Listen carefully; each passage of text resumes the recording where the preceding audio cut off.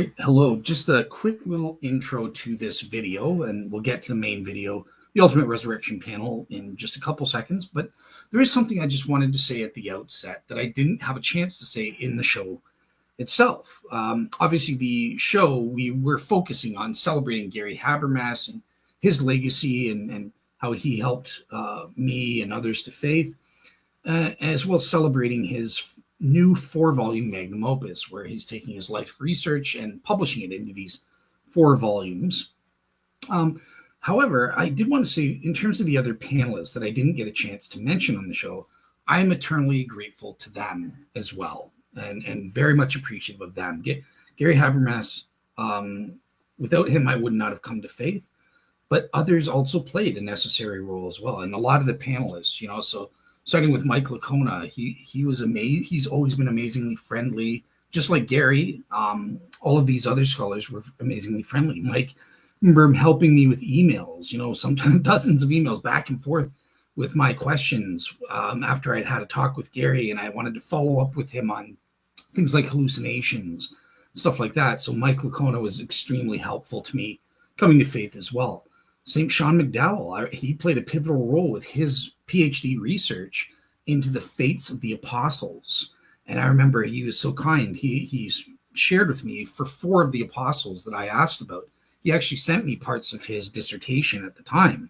This was before he published or anything like that. And that helped bring me to faith and coming up with my argument for the resurrection historically from the appearance to the 12, because that required that at least the majority of the 12 apostles sincerely believed they had a resurrection appearance. And Tony Costa, Ben Shaw, I'll go with him.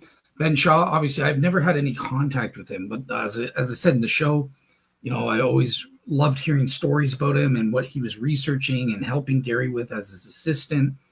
He was a part of my journey as an unbeliever on that front. And from what I can tell, he seems like a great scholar. I've seen some shows where he's giving his research. So that is definitely a great contribution that I appreciate for Christian apologetics.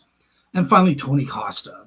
So Tony has if Gary has been the most helpful in helping me come to faith, Tony has been the second most helpful. So in the show, he mentions, he recommended me to Gary Habermas in the first place. And he also baptized me. And he knows my family. I remember him. He stood with me for a long time. But beyond that, he's done even more than that. I mean, he taught me a course on world religions.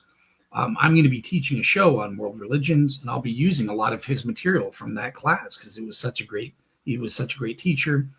And, week after week, I remember sitting in his office for at least a couple hours every week during that semester when I took his course. And just like Gary, he was so kind and so willing to help answer all my skeptical doubts and questions. So obviously in the show, I'm mostly focused on showing my appreciation and celebrating Gary Habermas and all he's done for me and others and that sort of thing.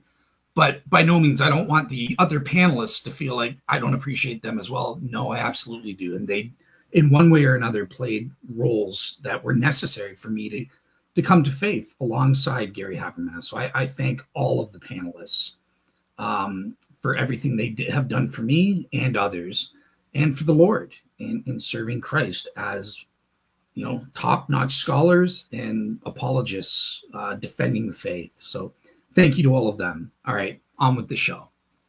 Hello, and welcome back to Real Seekers. I'm your host, Dale, the Real Seeker.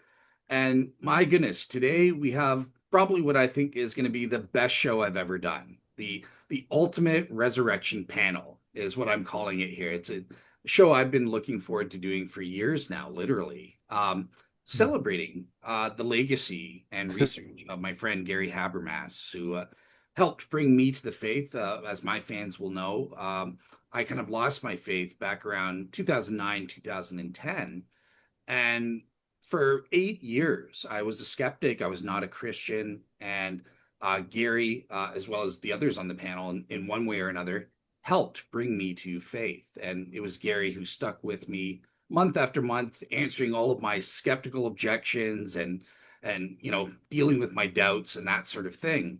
And he finally brought me to faith in 2018. And so, yeah, I just want to say my kind of thanks to him and celebrate his research on the resurrection. He's recently published, in fact, today, he's just published his third volume of his four-volume magnum opus on the historical evidence for the resurrection. And that's why we're here today with the other panelists and resurrection experts to speak about that and celebrate that. So, first of all, I just want to go to straight over to you, Gary, and say, how are things on your end? On my end, we are just getting through a huge storm, and I'm concerned about my lake overflowing. Oh no. That's a pretty practical question, but this is a great day, Dale. Um, uh, the, the publisher sent me a copy of the book months ago, and I should say right off the bat, Ben Sher was there. Ben is the editor on the third volume because, well, it's a joke between us, a little bit of a joke between Mike and me too. But Ben saw my manuscript that I put together was 500 pages just for volume three, and Ben looked at it and he said, "Doc, these two guys will not call me by my first name, the guys in the middle, but Ben says, Doc, we got a problem here. There's two ways to use a computer, the right way and the way you do it. And he said, you need somebody alongside you and really shape this thing up. Well, Ben had been my research assistant for, well, 13 years before he went on to another ministry. He shaped the whole thing up. And I'll tell you guys right off the bat, this is Ben's count. I would not have had a number in my mind. Ben says that third volume has just short of 8,000 footnotes. Wow. So when a particular critic that most of you know went on his program and said, oh, this is where Gary Habermas is going to tell us about his 250 people he interviewed for the empty tomb. That's what we're going to find in this third volume. I'm thinking to myself, right, 8,000 footnotes, 250 people. How does that work out? So not a lot of people know what to expect. Amazing. And just out of curiosity, who was that critic that you had in mind there? So I probably would rather not use the name on the air. okay. But it's and just in case anybody wonders, it's not a well-known scholar. It's a popularist. Let's say that. Just give us his initials. That's all we need, Gary. You know who he is, John. You were probably one of his. Okay. All right. Fair enough. So just before oh, sorry. Go ahead. What was that, Tony? Gary's got us in suspense now for the rest of the show. Yeah, maybe he'll reveal it at the end as a bonus. But all right. Off the air. But Ben's amazing, and the stuff that he does. He is the Shaw of Lynchburg. Awesome. So, all right. So just before I bring in our panelists, obviously the plan is to have our panelists kind of give their take as fellow resurrection experts and what they think of Gary's legacy and his research and engage with him. But just before we do that, I just want to ask some introductory questions to you there, Gary. So the first thing is, look, you are world-renowned. You're famous for your research and your minimal facts approach to the resurrection and that sort of thing. You've literally written many, many books, dozens upon dozens of books on this topic. So I'm kind of curious, what was it that made you want to, hunker down and write your magnum opus on it, this kind of finalization of your life's work? Two questions there. I'll just answer the second one. First question, how did I even get on the resurrection? I was doing an interview. I was doing a podcast today. A host asked me, did I do the resurrection to help people with their doubts? And I just chuckled and I said, no, I'm not that altruistic. I got interested in the resurrection of Gary with his doubts.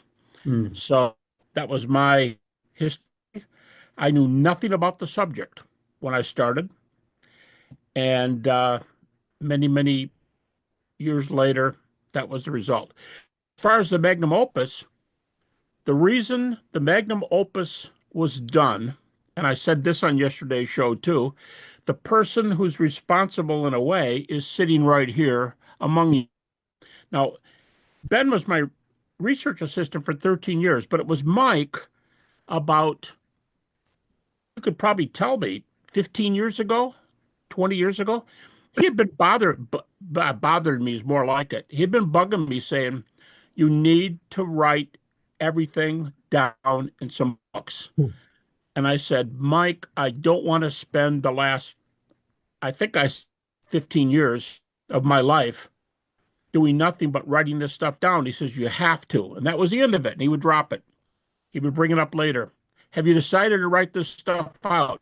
I'm not planning to do this at all. Third time, you can do this. No. Finally, he said something to me that, in a way, Mike, changed my life. And it was a one-liner. And Mike said this, Doc, I'm not saying you're old or anything, but if you don't settle down and write this thing, everything that's in your head on direction is going to die when you die. And I pretended like that didn't move me. I wished I could say it didn't move me, but it shook me up. And I thought, well, either I have something to share or I don't. I'm not trying to be cocky. I'm not trying to say it's all about me. But if there's things I haven't said yet, seems to me like I have to do it because this is for the kingdom. It's not for me. The kingdom's a lot bigger than me. And if it can be used by people out there, great. Got to admit, Mike, very begrudgingly. Not, oh, I'm the man. I'm going to do this right away. Not like that at all. Very grudgingly. And Ben was my research assistant. And I said, Ben, what do you think? And slowly but surely we kicked it off. But because of that one-liner, do you want it to die with you? Mm-hmm. And Dale, I'll tell you, when I pushed the send button on the fourth volume in December, I rejoiced that a lot of editing would have to be done, but my job was completed in my mind. Awesome. All right, cool. Well, at this point, obviously you have 4 volumes that are coming out. This isn't just a one and done book. This is covering all of your research in 4 different volumes. Just for the audience, do you want to kind of very briefly summarize what each of those volumes are about and what people can expect to find in them? Volume 1, all 4 books are called On the Resurrection. And then there's one, and the subtitle that differentiates the books. The first book is called Evidence. And again, I've got to thank Mike and both for that. Called me one day, what volume are you going to do first? And because I had all the material there, and we just had to pick. And I won't tell you which one I did. Laugh at me. But I one that I thought should go first. And Ben said, no way. It's got to be Evidence first. And I said, no way, Ben. I'd rather prime the pot. First of all, I'd rather get people interested, drop the Evidence book on them. And I didn't know this, but little beknowns to me, Ben called Mike on the phone, and they talked it over, not in my presence, and called me back and said, it's on my side. You got to do Evidence for the first volume. Then I was talking to Mike later. I said, Mike, is that true? He goes, Ben's exactly right, Doc. I don't know how you can do anything else. I don't even see a chance of doing one of the other ones first. And so it's because of Ben and Mike that the first volume is on Evidence. The second volume is called Refutations. And I emphasize they're mostly naturalistic alternatives, but they're not all naturalistic. Because you've got Theodore Keim's 19th century, very influential German view that the tomb was not empty and Jesus was raised as a glorified spirit. He was not raised bodily. And so he's a supernaturalist. So they're not all natural theories, but any contrary theory, as the main ones, are in volume 2.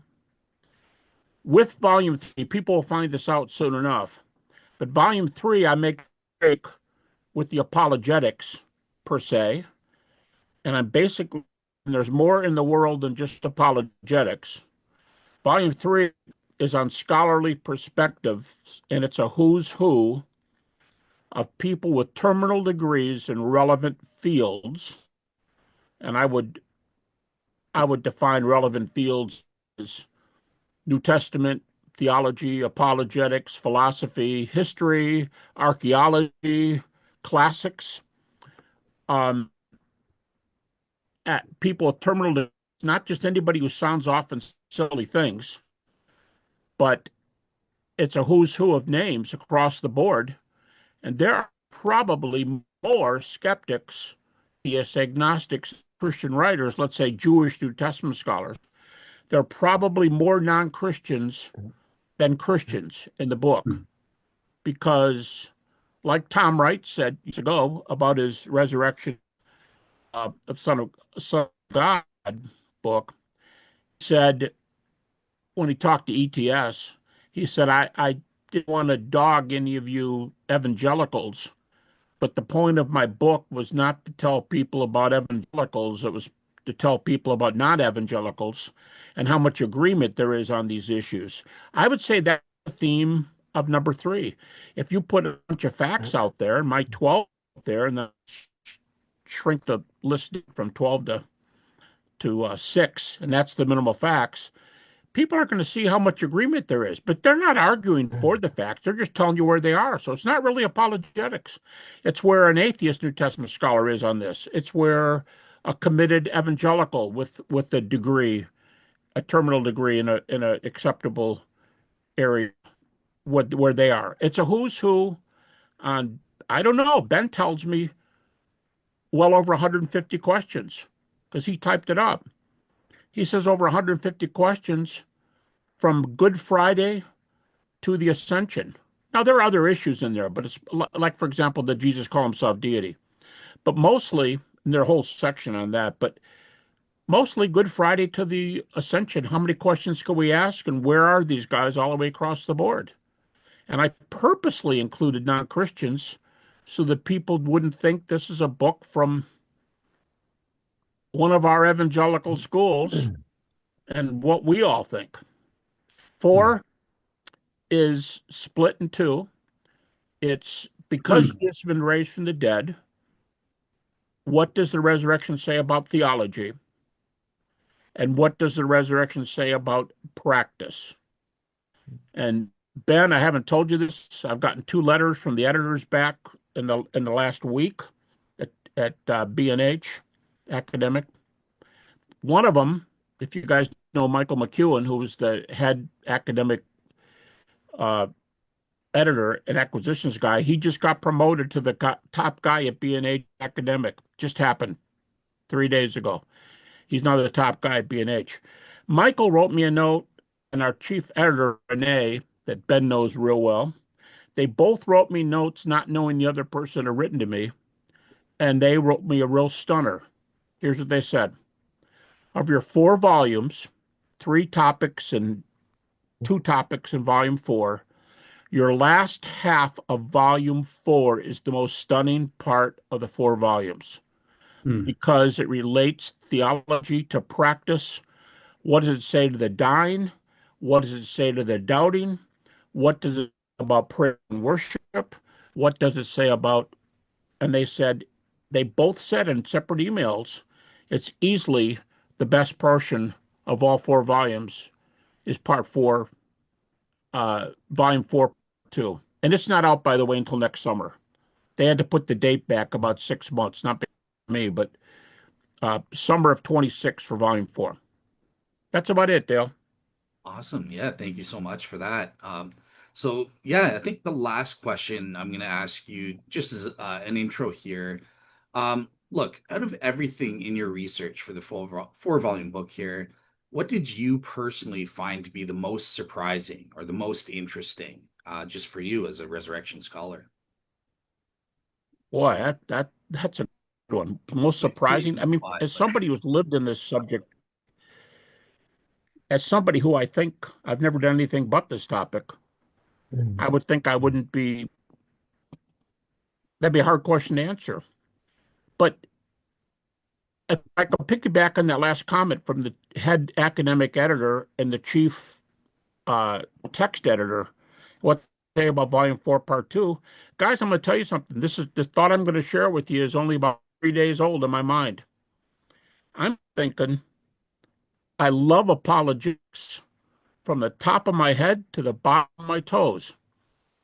I'm all about it, and there's many people in the world who need it. Ben will tell you with his doubt ministry, there's many people who need to solve their emotions more than to solve their evidences. But I've been thinking the last few days, I'm ready to do some thinking about texts like Hebrews 11:1, 2 Corinthians 5, 7, and 8. Where does faith come in? And where does commitment come in? And since it is true, instead of saying over and over again, it's true, it's true, it's true, it's true, where does our commitment to the Lord come in? Where does the place of faith? How strong is faith, bracing what the facts say? That's about 3 days old. And I think that's their comment that was the most moving part of the book. It's shaking me up a little bit. Because now I want to, don't worry, I'm not going into Volume 5 for sure. But I do want to write about things like simple living and use of finances and where the Lord and what's total commitment mean and why was the early church sold out and we don't act like it is. That's probably what shook me up was the 2 editorial comments. Awesome. Yeah, that's very interesting and fascinating. So yeah, thank you for sharing that, Gary. So all right, so at this point, I am going to turn to my panelists, and at this point, I'll start with Mike since he's immediately to my right. So Mike, just before I give it over to you to say your piece on Gary and engage with Gary if you want, just a couple quick questions for you. Number one, what arguments from the first 2 volumes, or if you've read other volumes from all of them, what arguments did you find to be really stood out to you? And what did you find to be the most surprising thing in Gary's books? Those are good questions, Dale. Now, I've talked with Gary for a long, long time, many years, and we've talked through a lot of his stuff. And so when they asked me to write a blurb for his book, that was easy to do. And I said, there's only one person who knows more about the resurrection of Jesus than Gary, and that's Jesus. I've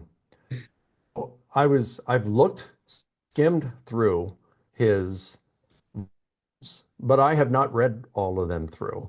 So, but I know Gary well. I know his research and all the stuff that we've discussed over the years.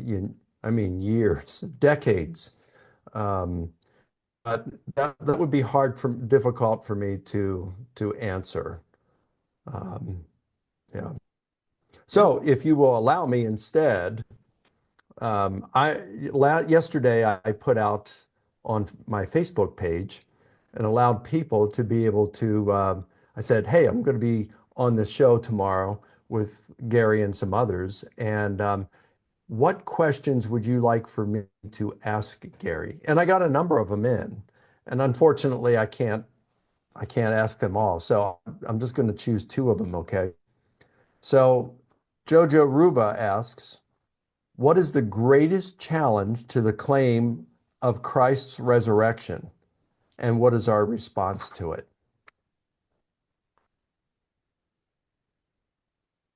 So let Gary answer that, and then I'll ask the second one. So Gary, what is the greatest challenge to the claim of Christ's resurrection? And what is our response? This is from the bottom of my heart. I do not think there's a great challenge for the resurrection that puts the fact of the resurrection in any kind of danger. I don't think there's an objection that, wow, if I'm in a debate I'm doing a podcast, I don't want to be asked this question. I'm not aware of anyone like that. But I'll tell you the most common one. I'll shift it just a little bit. I think our scholars have moved from maybe this happened, maybe that happened. In the last couple years, two of the greatest skeptics, each of whom held a single naturalistic theory, they passed away. And that's Gary Ludemann, the German New Testament scholar from the Jesus Seminar, and he held hallucination. And the other one, we may not think of him as the world's greatest scholar, but John Shelby Spong actually taught a course years ago on the resurrection at Harvard Divinity School, which I don't know what it proves, but he held this what Paul Meyer at Western Mission called the theory he called Peter's happy hunch. And it's a theory that Paul had this sense of something and spread it to everybody else by talking about it. But my point is they both died. And now almost none of the well-known scholars will take a naturalistic theory and will stand on it and say, here I stand. If I'm right, you're wrong. And if I'm right, Christianity's not true. I think there's a widespread fear that if they did that, they would be blown away. I actually had a guy tell me that in a debate one time. He said, I will not pick a naturalistic theory. And he was an atheist. And I said, why not? He said, because pick one, you'll put me in a corner and I will not be comfortable. And I said, time out. You're a naturalist. I'm a theist. I'll tell you what I think happened. The God of the universe raised his son from the dead. Your turn. You're a naturalist. What do you think happened? And he was starting to get angry at me. And he goes, great. So you want me to throw something out there? Okay, fine. The disciple stole the body. And I'm thinking to myself, yes, what a great thing. And I think it's a big trend today. Naturalistic theories, one of them, they're not around, but I think this is the biggest objection. This is not a supernatural world. Those things don't happen. That's not the world we live in. I haven't seen a resurrection. You haven't seen a resurrection. You can say whatever you want, but I don't see any reason to believe in something like that. And a lot of you know, I won't explain this one, but that's why I started studying near-death experiences years ago. And I would argue like this. If there's an afterlife, and I think NDEs are virtually irrefutable, if there's an afterlife, then you ought not turn down a study of the greatest afterlife story in human history. If there's an afterlife, tell me why this story of the afterlife is wrong. So I think it's this is not a supernatural world objection rather than a natural objection. And that, by the way, is why I have an appendix of book 2 against naturalism. Cool. All right. Here's the second question. There's so many good ones too. I'll ask more, but here's this Mike Burnett. I think you know Mike. If you could only preserve one sentence from all your research, church 500 years from now, what would it be? Do you mean something in apologetics or do you mean something in application? Well, just from all, like anything that's in your ministry, your 4 volumes that's dealing with the resurrection, could be practical ministry, could be, minimal facts, whatever. All right, I'll give you a sentence. In one sentence, what would be one sentence that if the church only got one sentence from all your research that would be remembered 500 years from now, what would it be? Tell you what, I'll give you a sentence for each one on theory, one on practice. And theory, I would summarize a minimal facts argument. Mike, you talk about presenting the gospel on a postage stamp or talking to somebody, a taxi driver in 5 minutes. I would say for the theory one, if you can take the facts which are held by virtually every reputable scholar in a closely aligned field with a terminal degree, I would say that there's enough evidence to show assuredly that the resurrection of Jesus occurred. That'd be my sentence based on now, and it's not because they agree with it. They agree with it. That's just an explanation. It's not because they agree with it. They agree with it. That's where the evidence is. Okay. My practical sentence, the one I would save. You folks know that Mike was at the funeral, but my wife of my 4 children died in 1995. Mike across the state, lived across the state of Virginia to be at the funeral. And the one thing I would say for practical is this. Because Jesus has been raised from the dead, believers who follow the teachings of Jesus Christ can rest assured that we have eternal life, kingdom with God and our loved ones and friends forever. Wow.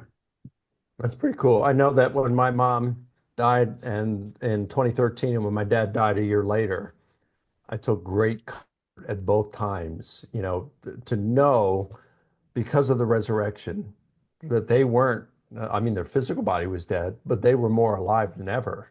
That they were alive at that very moment and in indescribable joy, and that I will see them both in the relatively recent future. That brought extreme comfort to me. So, yeah, I appreciate that. Our dog died a few years ago, and it was heartbreaking to our family. And what was so heartbreaking to me, I mean, my wife will tell you, Debbie will tell you that I cried more when my dog died than when both my parents died combined. And it's not because I love my dog more than my parents. It's because I have the assurance I'm going to see my parents again. I don't have that same assurance with my dog. I mean, I'd like to think that I'm going to see my dog again, but I don't have that assurance. And it's like, wow, the sting of death really is taken away for those who are in Christ. And wow, just to be able to rejoice that I'll see my parents again. So, yeah, that's really good stuff, Doc. Awesome. Well said. Awesome. So, yeah, just before I go to Ben, Mike, I'm just kind of curious. You are a resurrection scholar yourself. Where would you rate Gary's 4-volume books in terms of the resurrection scholarly literature? Is it, yeah, like what's your take on its place there? Is it groundbreaking or?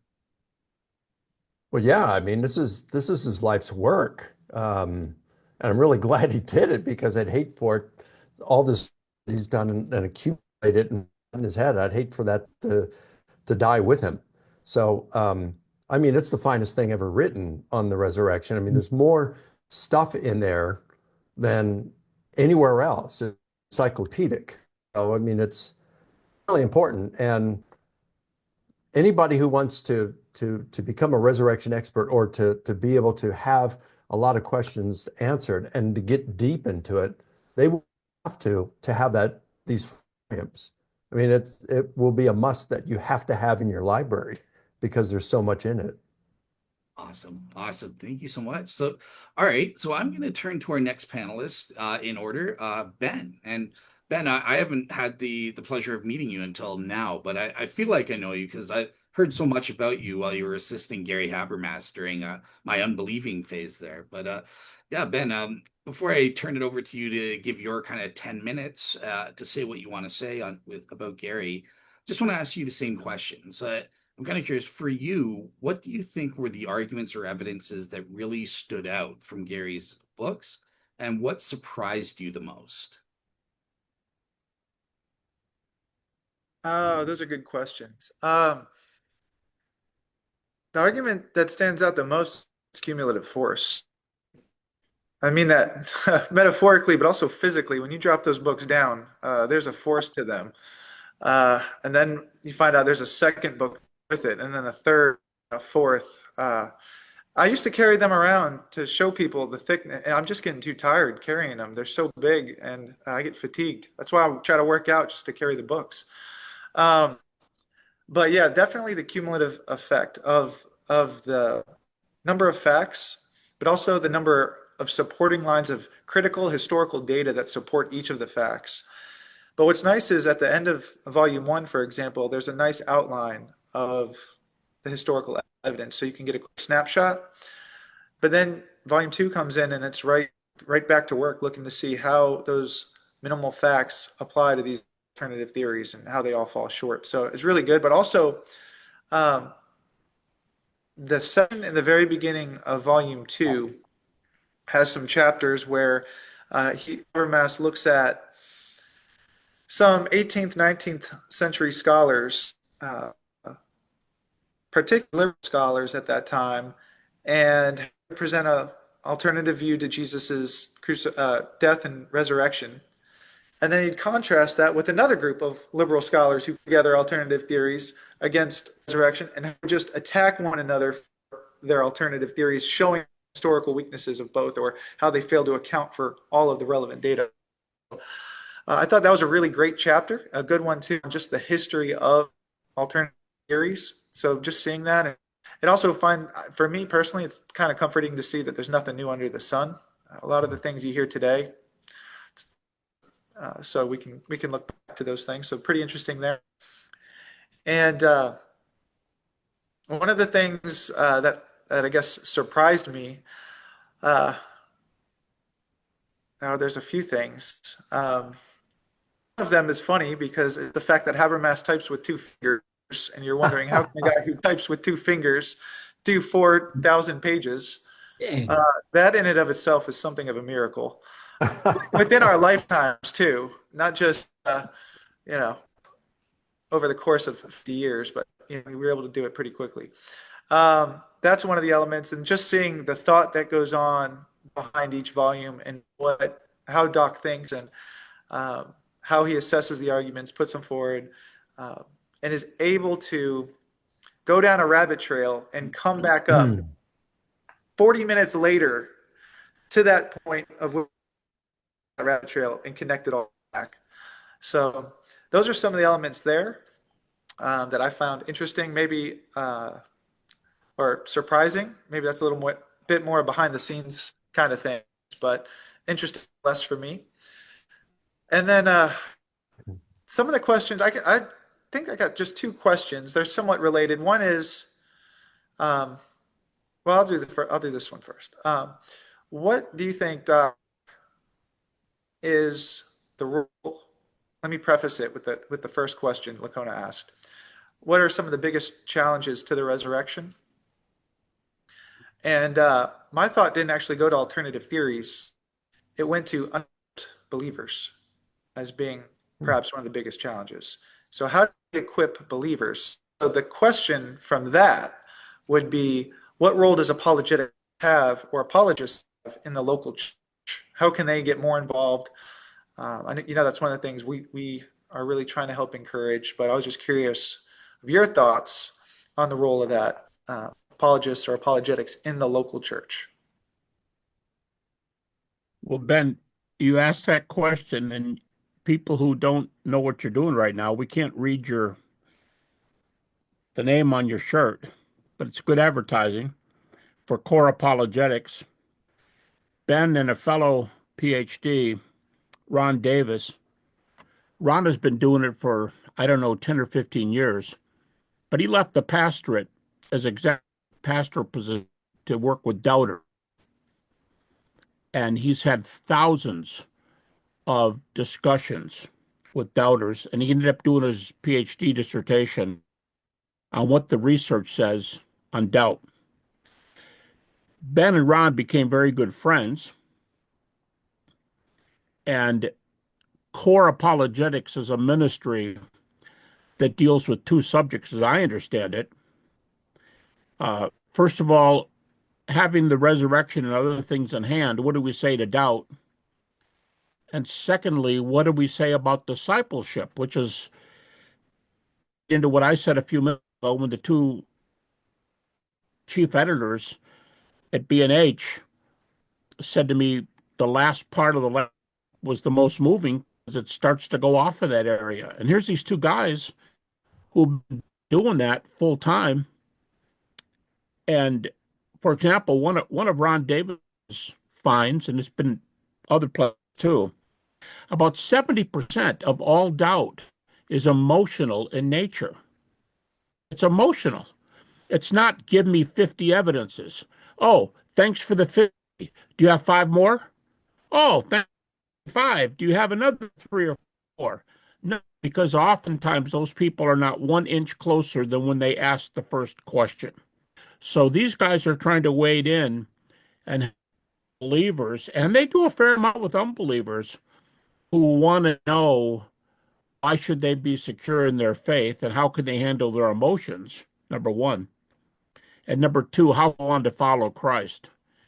Um, Ben, when you finish volumes like this, and it took 13 years, and of course there were decades of my life of research and many, many books before that. I've never asked myself, but there is a time when you say, what needs next? Where do we go from here? It's not a 5th volume on the resurrection.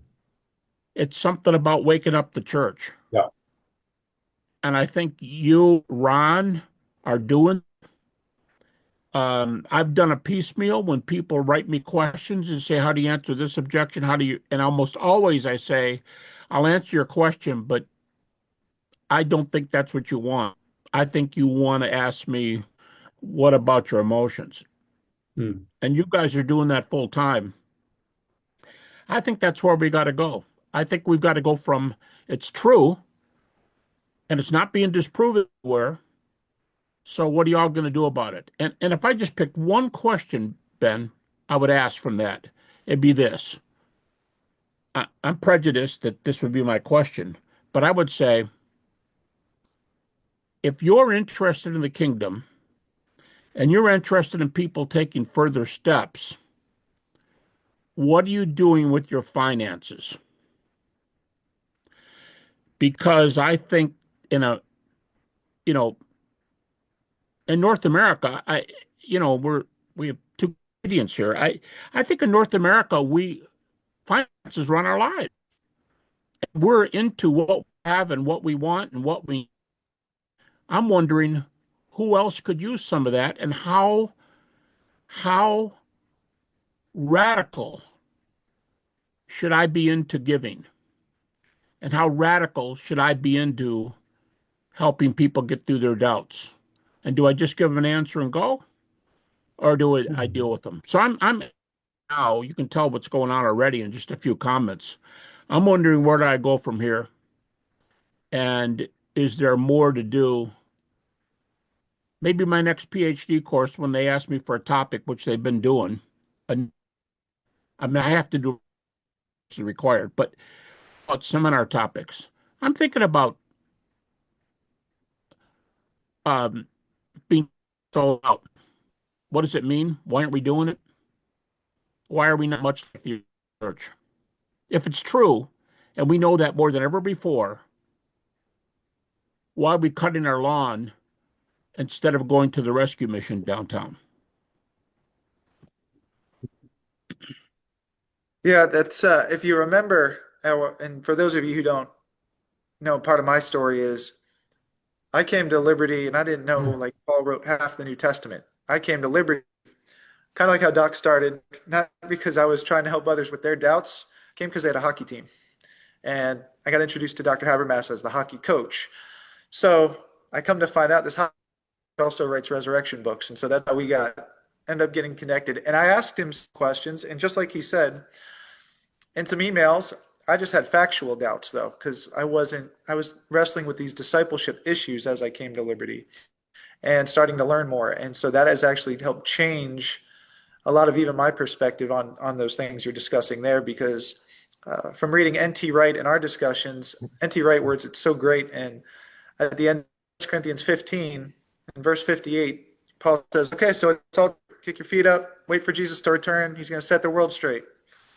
But that's not what Paul says. He says, be steadfast in your good works, for they're not in vain.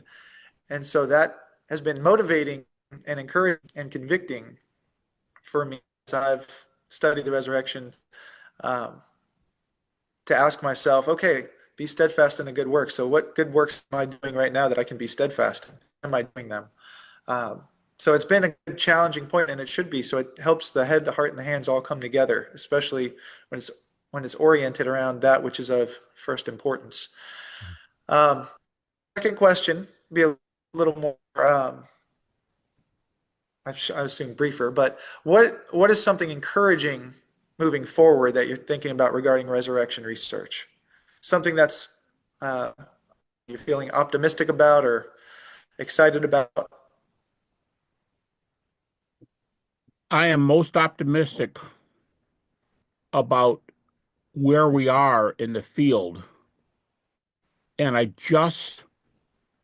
was reading a book the other day, a very moving book. I'll hold it up here if anybody hasn't seen it. This is a theology professor from Seton Hall University. He's Roman Catholic. You wouldn't know that if you read it. He talks like an evangelical, but he was Jewish. Over, they couldn't see it in the camera. Oh, I'm sorry. Jesus' resurrection. A Jewish convert examines the evidence.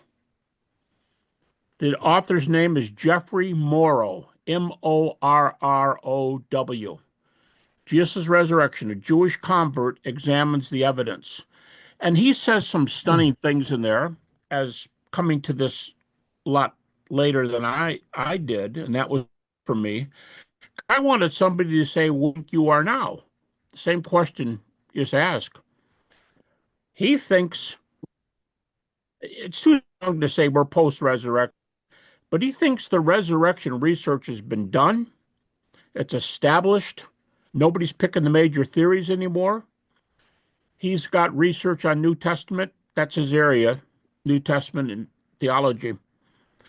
And he's saying people like Bauckham and Hurtado and Tom Wright and others, they've won the day. Reliability of the New Testament is coming in like never before.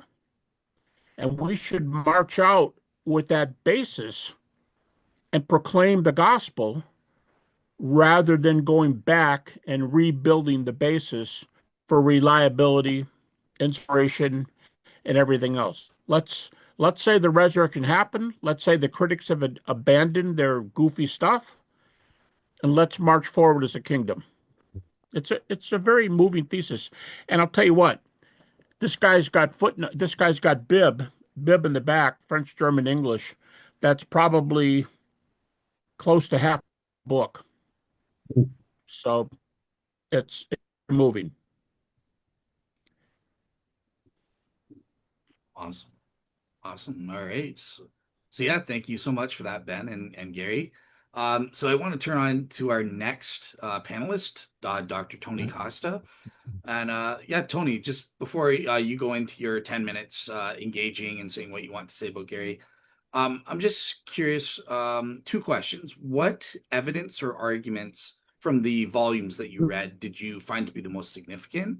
And what did you find to be the most surprising in the books? Yeah, well, the thing I found the most significant about Dr. Habermas's work is, first of all, just the way that he is relatable. He's very academic, but he's not over your head. He's very academic, but he speaks in such a way that you can relate to him. I mean, I used to think way back in 1990, there was a debate at the University of Toronto between Dr. William Lane Craig and Dr. Henry Morgentaler, the famous abortion doctor. And I thought I thought that he was the only resurrection until I met Dr. Gary Habermas. And so what I find about Dr. Habermas's work is, and I like what Dr. Licona said, that it's important that he gets all of that down on paper, because this is going to be his legacy. I think one of his greatest legacies to the academic world is this volume work that he's working on. But what I just found about his work is that he doesn't hold much, presents alternate theories. I was very struck by. I really enjoyed his challenge of alternate Christologies, alternate Christianities. You'll hear a lot of folks say that Christianity was not monolithic. There was a lot of Christianities, the Gnostics, the Ebionites, and all these other groups. I just really enjoy how he challenges that, and he brings us back to this understanding that a lot of scholars make propositions, like Elaine Pagels, for example, or the novels. She presumes, I mean, a lot of her argumentation, I find personally, and Dr. Habermas has mentioned this, is that she presumes a lot of what she says without giving any evidence for it, concrete evidence. Whereas in the Gospels, we have that. What I enjoy about this book is that it is readable, it's relatable, it is academic, but at the same time, it's something that back for a master's graduate student is able to digest. And I just find that that is his primary strength. I was also, and this is not related to Dr. Habermas's book, but I was very struck by the fact that he spent time with the famous atheist Dr. Anthony Flew and engaged him on the resurrection and the reliability of the resurrection of Christ. And that to me speaks volumes that Dr. Habermas is not just someone who just was in an ivory tower writing on resurrection studies, but that he actually spent time with Anthony Flew and shared the gospel. It was I guess an evangelistic outreach as well. So I just find Dr. Habermas, his work to be very winsome. It's approachable. And I would say those are the main features that really strike me. But I really liked his engagement with the whole argument about the alternate Christologies. And when I did my doctoral thesis, I worked on worship and the risen Jesus and the Pauline letters. And so a lot of my work engaged with Bauckham and Hurtado and some of these scholars who argue for an early high Christology. And I even got the opportunity to meet Dr. Hurtado actually at one of the SBL meetings before he passed on. A great man. And so I really, I really relish Dr. Habermas's opus magnum. And the words of the preacher or Kohelet in Ecclesiastes 12, the writing of books, there is no end. And that's so true. But I think that Dr. Licona's advice that Dr. Habermas write this down, put it down on paper, posterity's sake, I think that's going to be a tremendous blessing to the church and to the academy as well.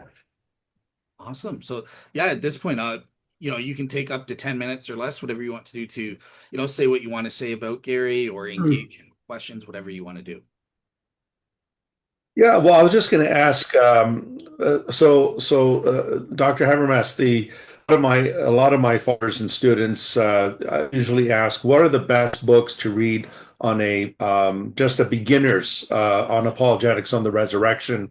What would be your recommendation for these who are zealous to defend the Christian faith, but they really want to start learning about the resurrection? What would be the best beginner's book in your opinion? At the undergraduate level, Tony? Yes, I wouldn't send them to or Michael Licona or any of those 4 volumes. But I'll tell you what, I'll just go back to some of the ones I was teed on. Back when someone told me the argument, I thought the argument sounded good, but I have no clue if the resurrection happened. An old time book, first of all. James Orr's book, The Resurrection of Jesus, a brilliant book and a brilliant treatment of naturalistic theories from 1908, as I recall. Wow. And he's got 2 long chapters on maybe the most virulent comebacks from skeptics, one on hallucinations, in which he also handles objective vision, the Theodor Keim theory, but visionary views, especially hallucination, and one that is the Greco-Roman legend thesis that Christianity stole the teaching of resurrection from Greco-Roman sources. Now remember, this is 08. That's the heyday of Religionsgeschichte. It's the heyday of the German history religions movement. And Fleer and so many others, they're doing this thesis, and he's writing while it's alive, while it's dominating. I would say James Moore's Resurrection of Jesus. And if you want to move a lot closer to the present, there are other books that have maybe better reputation. Um, I some of the books and put them down, but some of the better known ones, the better known ones on the resurrection are not all that insightful, and I wouldn't recommend them today. But if I were to starter book, I would say Bill Craig's book, The Sun Rises. I would say the McDowell's book. Sean's father, Josh, wrote one on the resurrection factor. Then later, Sean, I believe you came in and co-author now of that book, right? Sean and Josh's book on the resurrection is, you know, it's always in danger when you start naming people and uh, folks are sitting here. Yeah, But he left out the one that Gary and I co-authored. Exactly. well, but yeah, and I've got it right here, The Case for the Resurrection. But Mike, I don't know. I started that book with the chapter called History 101. I don't know if I'd call it an introductory book on the resurrection. Maybe it is. Maybe it's an intermediate book on the resurrection. But I think people can get through it. How can people be blessed jumping in, doing a BA or an MA? I think they could handle that.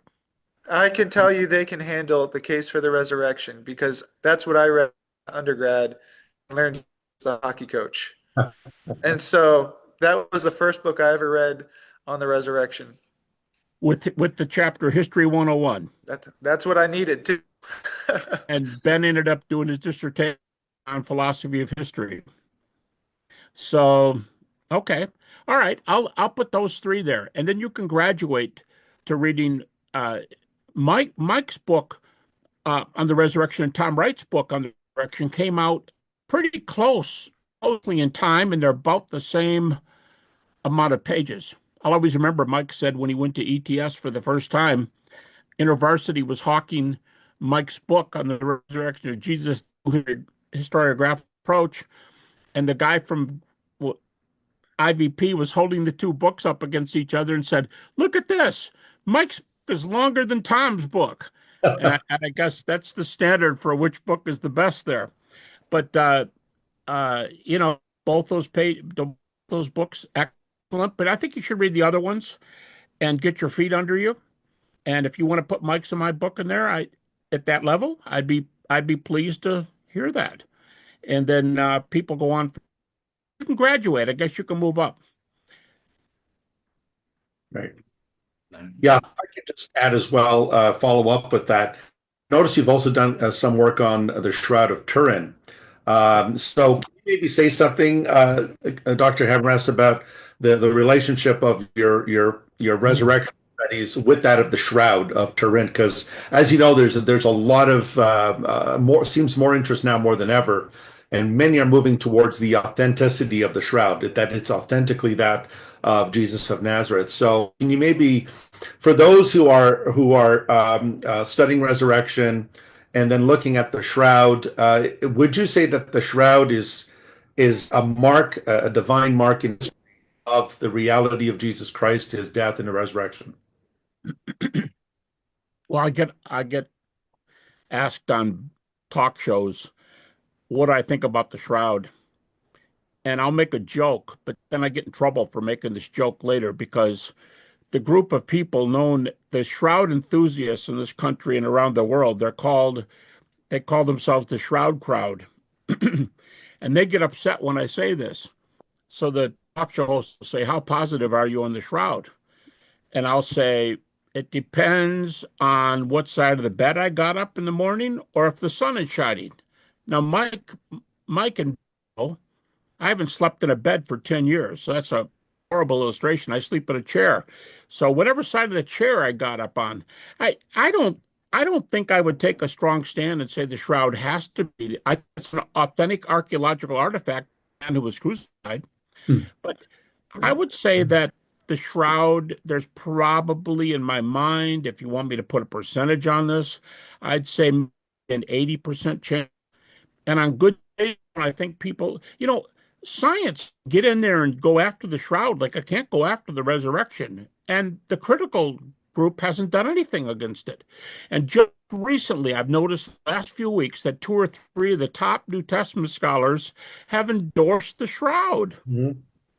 The latest, just recently, Ben Witherington just wrote, he's done it before, but Ben just wrote on it and said um, he endorses the shroud. He also, as you know, co-authored a book with the Jewish scholar on James's ossuary. But Ben, I think more people holding it a little bit arm's length because it seems like what a colleague of mine at Liberty here calls dirty thumbnail apologetics. It's like you sort of get in, but you're not really doing the heavy stuff. But as they see that the theories knocked down one by one, and they're not, and this theory is from a lot of university physicists that the image on the shroud is from a man who was crucified, and there's radiation coming out from the dead body is by far the most theory. So I hold it there as an evidence, but I didn't say. If you look in the index, the shroud is mentioned a lot, but not because I treat it. Right. Then when I'm doing refutations or evidences, I'll say, and if the shroud is authentic, you ought to bring it in here. And that's all I say. I got 2 books on it, and there's evidence there, and more stuff's coming out. I'm happy about. I wonder what happens if the Lord is. I mean, what if the Lord allowed that for this day and age? I don't know, but it's a lot of people. Well, I'll tell you guys a real brief story. I've got a book up there. Some people call it the best book on the shroud. It's by a leading shroud researcher. It's an encyclopedia of the shroud. Well, I'll tell you the story. He's a lawyer, and every day he would walk across the street into a coffee shop, get a cup of coffee, sit down, grab a newspaper, see what's in the news, put the newspaper, go back to his office, and do his late afternoon work. He walked across the street one day, and he was walking past the newspaper section for something to read while he's having a cup of coffee, and he sees this book called Verdict on the Shroud by Ken Stevenson and Gary Habermas. Ken was the scientist. Ken was the spokesperson and editor for the group that investigated the shroud in 1978, the Stirrup Group. And he picked the book up and he said, I saw the face on the book, the shroud, and he said, I just started letting it go. My language was not very clean. And he said, that blankety blank, blank, blank, blank book. And he threw the book down on the shelf and went back and got his coffee. As he was coming back by the book deal, he picked the book up again and he goes, why not? And he went over, sat down at the table and started reading the book. A little bit later, I met him. He wrote to me and he said, I want you to know something. I picked up that book for several days in a row and I read your shroud article. And I want you to know I'm a born-again Christian because of your book. And he said, I couldn't refute it. Now, he was the best man at the wedding of the #1 shroud scholar in the world. He sent me the book when the book came out. He's done 2 of them. And he wrote to me in the front. He said, I've sent you this because if you hadn't written your book, I wouldn't be here talking about it. I wouldn't be part of the body of Christ. I'm not saying anything. I'm just saying we never know how something might come. Mm-hmm. And it might come from hard historical evidence. There was a famous philosopher years ago, Bill Alston at Syracuse, who to Christ at a cathedral in England because as he looked up to the sky and saw the cathedral pointing up, he was overcome with the glory of God and became a believer because of the majesty of Christian theology. And for the rest of his career, he devoted his life to Christ. World famous philosopher. We never know how people come. So Awesome. Well, thank you. Thank you, guys. So, yeah, last but not least, he's been waiting patiently. We have Sean McDowell. So, Sean, yeah, just before you go into your 10 minutes with whatever you want to say or ask Gary, just a couple quick questions for you. What did you find to be the most standout arguments or evidences in Gary's books? And what did you find to be the most surprising? Yeah, two things stood out to me, Gary. I feel like I've been waiting for decades for the 21 arguments for the empty tomb. Telling us that they're coming. You've hinted that there's about 2 dozen, and I've always been wondering, well, what are they? When is he finally going to give them to us? And they're in this book, and I just love. I haven't seen it anywhere else. I appreciate that. Rate them from stronger to weaker, and you start with what I think is the best. Like you've said the same thing about the women witnesses. So to me, that's worth the price of the whole book, which is not cheap for the record, but it's worth it. Second, I loved the section on the medical evidence for the death of Jesus. I was not aware that there were so many medical studies that were done. You know, the famous one is the 1986 on the physical death of Christ in JAMA. And I was aware of a handful of others, but I should have checked how many pages that you go on and on comparing and contrasting and assessing. And that really brings me to what's most surprising about this is how much new information there is in this. Now, the structure, the basis of it is what you would expect with a book from Gary Habermas. You haven't shifted in that. But I'm reading this going, I haven't heard this quote. I haven't heard this argument. So I'm actually, if you had to do your best to assess, and I know this is hard. When I helped my dad update evidence that demands verdict, I counted the number of chapters that were new. I looked at their length, and I looked at the chapters that we just did and tried to assess how much we changed. And my best was like 75% new material. I think that's a fair estimate. What would you say, at least in, let's just say the first 2 volumes, how much of that, if you had to guess, is new material? Now, Sean, I missed a couple words that probably changed your question. Did you say you think that your book with your dad was 75% new material? Are you saying that about what? Evidence that the verdict, I think, is 75%. The 2017 update is 75% new from the 1999 version. I can almost reach across my desk and pull the shelf right there in front of me. Yeah, you know something? I was doing my PhD when that book came out. Wow. Not the new one, but the first one. It was 72, I think. I was doing my doctorate in 75. Right. So that was why. I was in the car.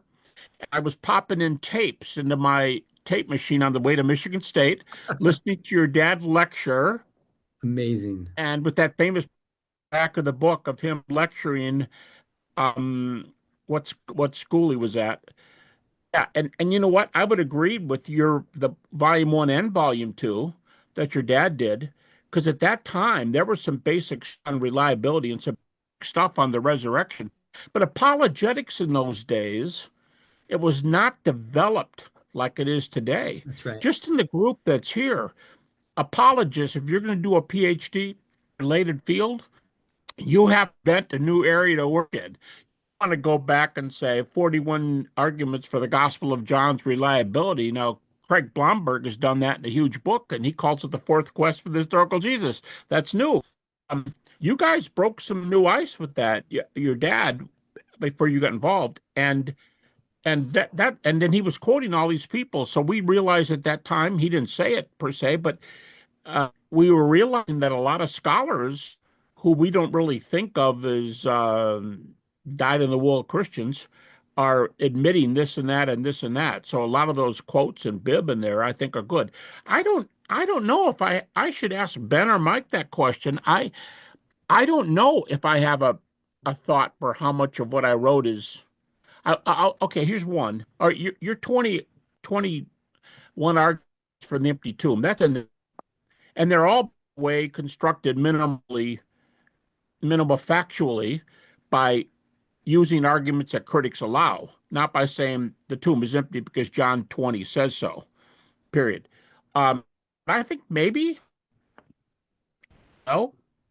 I think one of the things is that the 6 minimal facts upon which I base a minimal case for the resurrection, I was surprised when I counted how many evidences there are for each of those facts, arrived at the way critics do, and not so, I go from big to small sometimes, but I don't mention the ones that are too small to even be mentioned.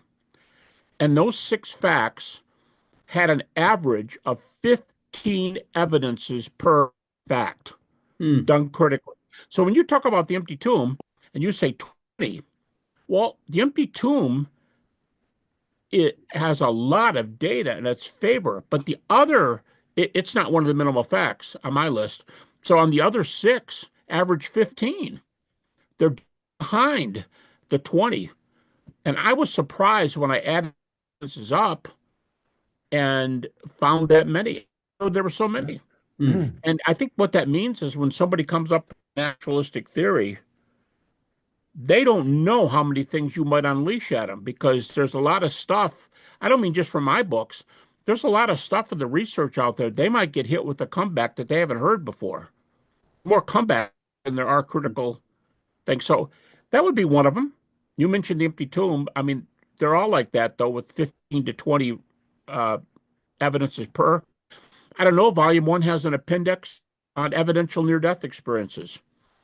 I just did my 3rd one, 2 of them for Blackwell and 1 for Discovery Institute, the ID people. They just did a book on mind dualism. I've got 3 now, and I'm going to tell you, this isn't the time to, but if you haven't seen the latest stuff on NDEs, when I wrote my first essay for Blackwell in 2015, I mentioned 300 evidential cases. When I sent the one in a few weeks ago for my 3rd essay, I listed 500, up from 300 to 500 evidential cases. And over 4 dozen of them are cases where there's no known heart or brain function. And yet they produced evidential cases that they were somewhere else. So that's why I start now with an afterlife. And I go, most facetiously, hey, have you ever heard about the resurrection? I move from afterlife to the resurrection.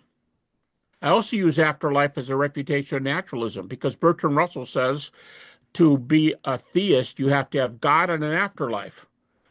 And I go, well, I'll let JP and Bill Craig and others do existence of God.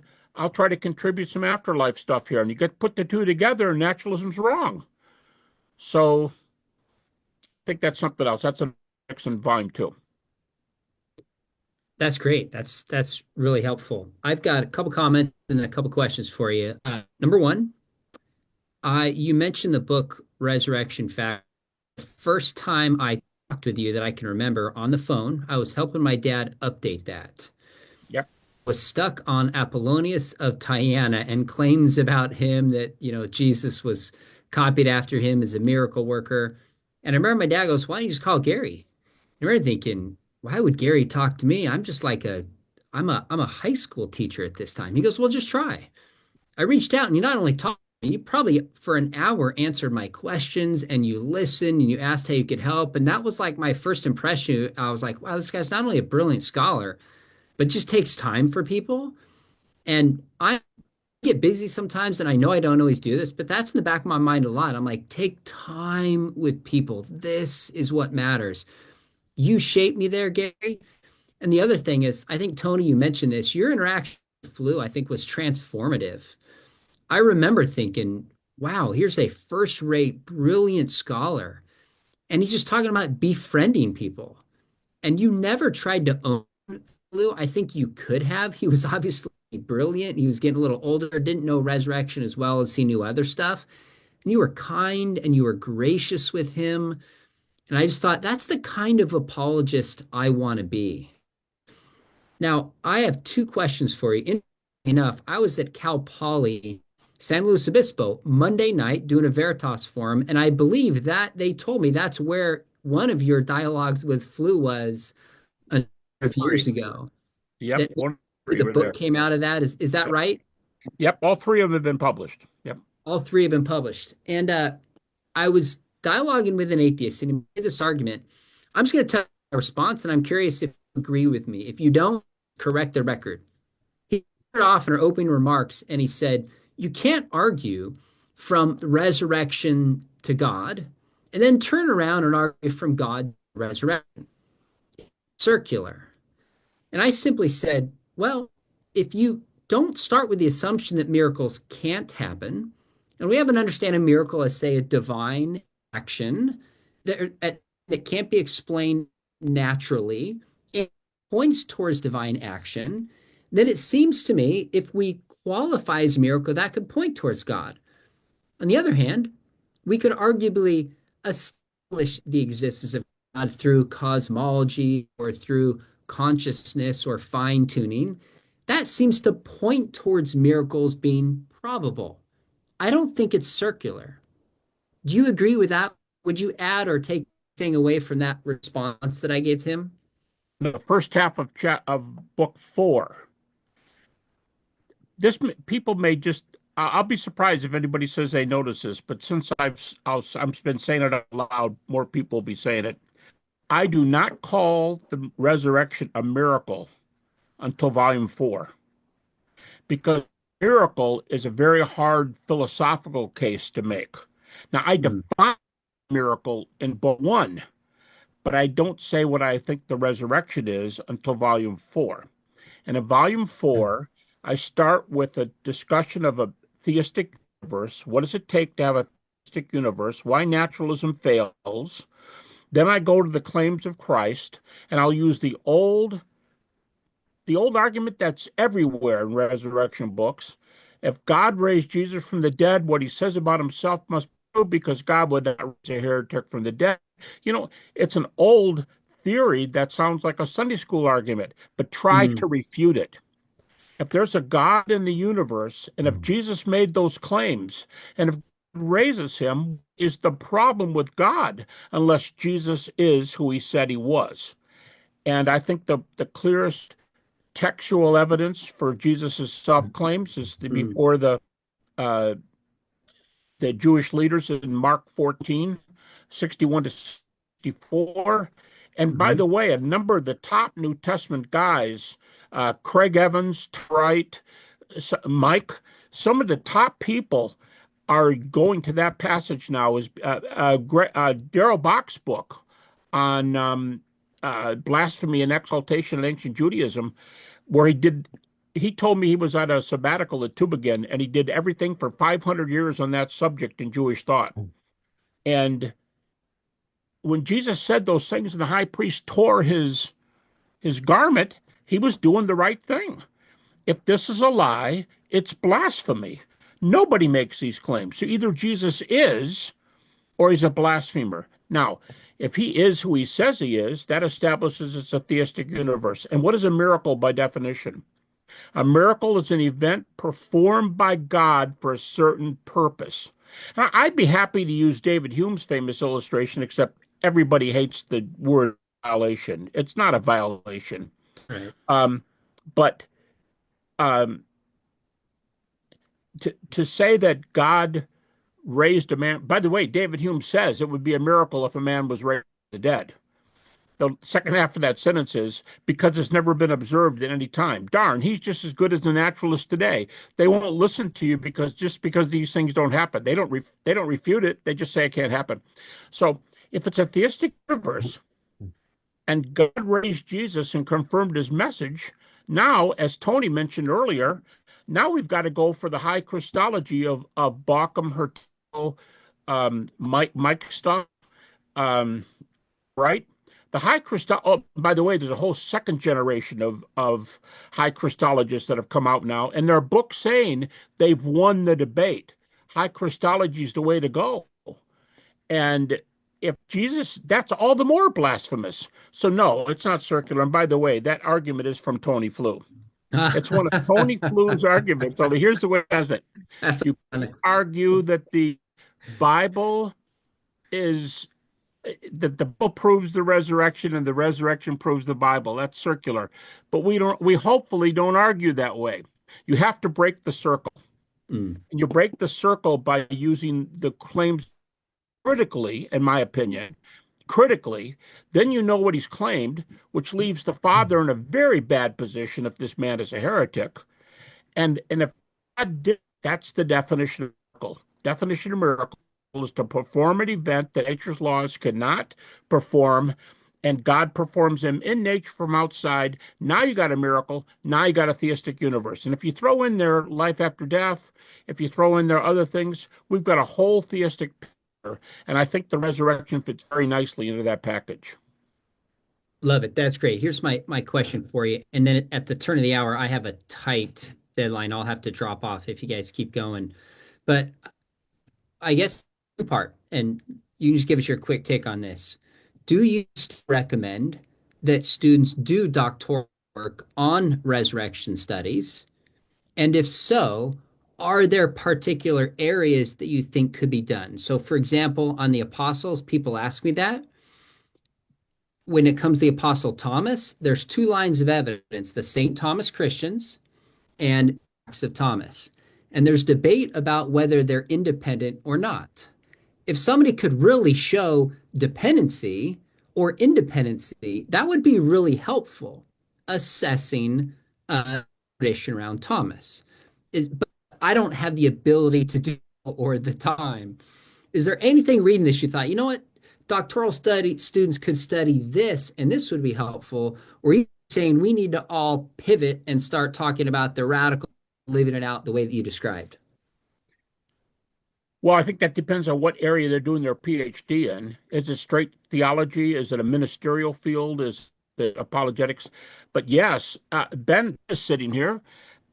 When Ben came to the school and was playing hockey, he was the one of the captains on a very good ice hockey team. We were ranked in the nation every single year. When I saw Ben walking down the hall, I knew Ben, the hockey player. I didn't know Ben, the apologist. And then one day he came up to me and he said, "Yeah, I'm finishing the MA in the philosophy of religion, and you want to come to my master's defense because I'm asking, are the minimal facts a legitimate argument?" And I said, "What? I see you on the ice fighting and scoring goals, but I'm not sure." Yeah, I'll be there. Sorry, I didn't know Ben. But Ben did his dissertation, his PhD dissertation, chiefly on the question, can an historian, qua historian, say that Jesus raised from the dead? That's a new one. Is there enough data? Michael Grant raises the question: can a historian decide the empty tomb is a historical? Okay, Ben with resurrection, and he said, can some credentials in history decide Jesus was raised? I think your book is a pace setter. By the way, Sean, I just saw your book cited yesterday by a critic who says only we are the most four apostles we have good data for. And so why do you say this about the 12? And I'll say, you never heard me say the other 12 are provable. I try to tell my students never to say that.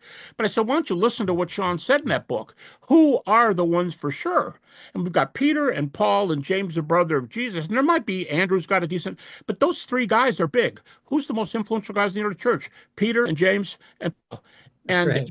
All died for their faith? Yes, they died for their faith. They didn't recant. Nope, they didn't recant. Were two of them unbelievers? Yep. And did the third one deny Christ? Yep, we got a pretty rough group of guys here. And yet they're our main witnesses. So he was trying to say that Sean's only going to give me three. And I said, well, pay attention to the three Sean gave you. Because so I think we can do that. I think there are places where we've got to come back. And Ben's asking, what about historians? Can they prove it? Mike did a very unique one where he took individual theories and did it. So I think I wouldn't just send somebody to resurrection. I require a course, like I said, I teach in resurrection, but I wouldn't just tell the class, hey, why don't you do your dissertation on the resurrection? I don't think I ever suggest it. But if they are convicted to move that way, yeah, I think there's niches that they could move into. Maybe someone's going to say the empty tomb needs to be a minimal fact, and Gary and Ben and Mike, they need to give in a little bit. The empty tomb is better than what they said. Okay, let's do it.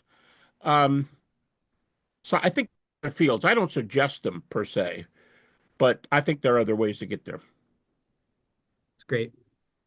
Awesome. All right. Thank you so much. So I know Sean mentioned he's got a hard limit coming up in about 9 minutes. Just with the other panelists, are we okay if we go maybe a little bit past 5, or do you guys have hard limits as well? I can go to about 5:10. 5:10. Okay. Okay, cool. So at this point, we are done with the panelists, but believe it or not, there is a panelist that I invited, but he couldn't make it. And we did a pre-recording video. So this is Dr. Craig Keener. He was very desperate to contribute his congratulations to Gary as well. So let me just play that little 5-minute video clip. Okay, so sharing screen. And there we go. Is that showing up? There we go. All Nice right. beard. Nice beard, yeah. All right, so here it's just 5 minutes. The reason I'm kind of dressed up here, and Craig was kind enough to do this interview, is I'm doing a special for Gary Habermas, a celebration show to honor his legacy and the fact that he just finished his 4-volume work on the evidence for the resurrection. And Craig is kind enough to give sort of a speech or a series of sentences, whatever you want to do, sort of honoring Gary's legacy. So without further ado, I'll give it over to you to give your speech. And yeah, maybe in honor of minimal facts arguments, I'll keep it short. But that's just a joke. But yeah, Gary is the kind of the father of this research, I think, in evangelical circles. He is. I mean, Mike Licona is one of his proteges, and I certainly have learned very much from Gary and from Mike, some of which Mike got from Gary. And he's been persistent with this, and he's been so kind. I don't know how he can answer all of his emails and mentor so many people so closely. I mean, there's only so much time in the day. I try to do my best, but I can't keep up with everything. But Gary is faithful in all that. He's a down-to-earth guy, so friendly, and this is a magnum opus. These 4 volumes. Now, having said that, I've only read 2 of them so far, because I think that I don't know if the third one is out. I've only seen the it's 2. coming up May 15th for the third Okay. one. So I haven't seen it yet, but he's just such a thorough researcher and so incessant with his logic, and yet fair to the different views. His minimal facts approach is also very important, not just with regard to the resurrection, but it's important for building common ground. It's like Paul in Acts chapter 17 on the Areopagus. He starts by building common ground, and when Paul preaches in synagogues, he starts from Scripture, which makes sense for people who accept Scripture, but for people who don't, he quotes Greek poets in Acts 17. Everything he says is biblical there, and everything he says in Acts 14, 15 to 17 is biblical, but he frames it in a way that would be intelligible to the people with whom he's dialoguing. And Gary, in the same way, is able to dialogue with the rest of scholarship. And I think it's a great approach, and it's been helpful for, I think, all of us.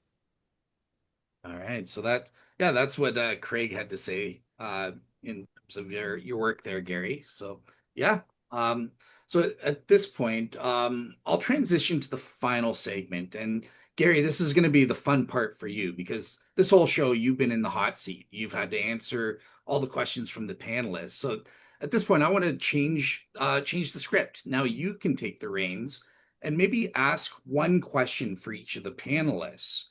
Starting with Sean, because again, he's got that deadline. So, yeah, do you have a question for Sean that you want his feedback? Yeah, I was thinking about this before, not what question I would ask, but I was thinking about Sean. Sean, here's my question for you. How in the world did you get your looking so professional? It looks like you have a movie theater there. And Biola, I understand. But is that Batman over your left shoulder? And all the blue and the red. And every time I do an interview with you, I think this is going to be great.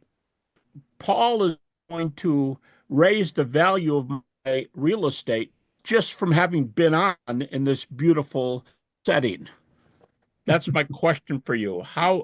Where'd you even get the idea for doing that? It's wonderful. Looks like a movie theater. Well, thanks. I enjoy having you on all the time. I got my email today about volume 3 coming in the mail, and I thought, let's do a show on volume 3. Let's get the word out there. So I'll be shooting you an email to talk about that. Honestly, I'm super creative. I got that Biola sign off of like Amazon. I had it made. Somebody thought it said Barbie. They're like, why do you have Batman and Barbie? I guess it looks like Barbie, but it's Biola, just for the record. And the Same thing. Batman, Same I was thing. in the Philippines, and mine, a pastor there, bought me that Batman. I was with my son looking at all these cool things. And, I was like, this like perfectly matches it. So I have a social media team that helps me with Biola to do the lights and camera and all this kind of fun stuff. Otherwise, it wouldn't look remotely like this. But man, I feel like I got off easy. I was nervous you were gonna like nail me on one of the apostles or one of the details or something like.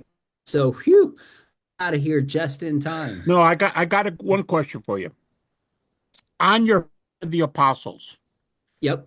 if you could argue one guy besides the big three, Peter, Paul, and Mary. No, yeah, well, I hear the Jesus seminar go around talking about Peter, Paul, and Mary in the resurrection appearance, but Peter, Paul, and James.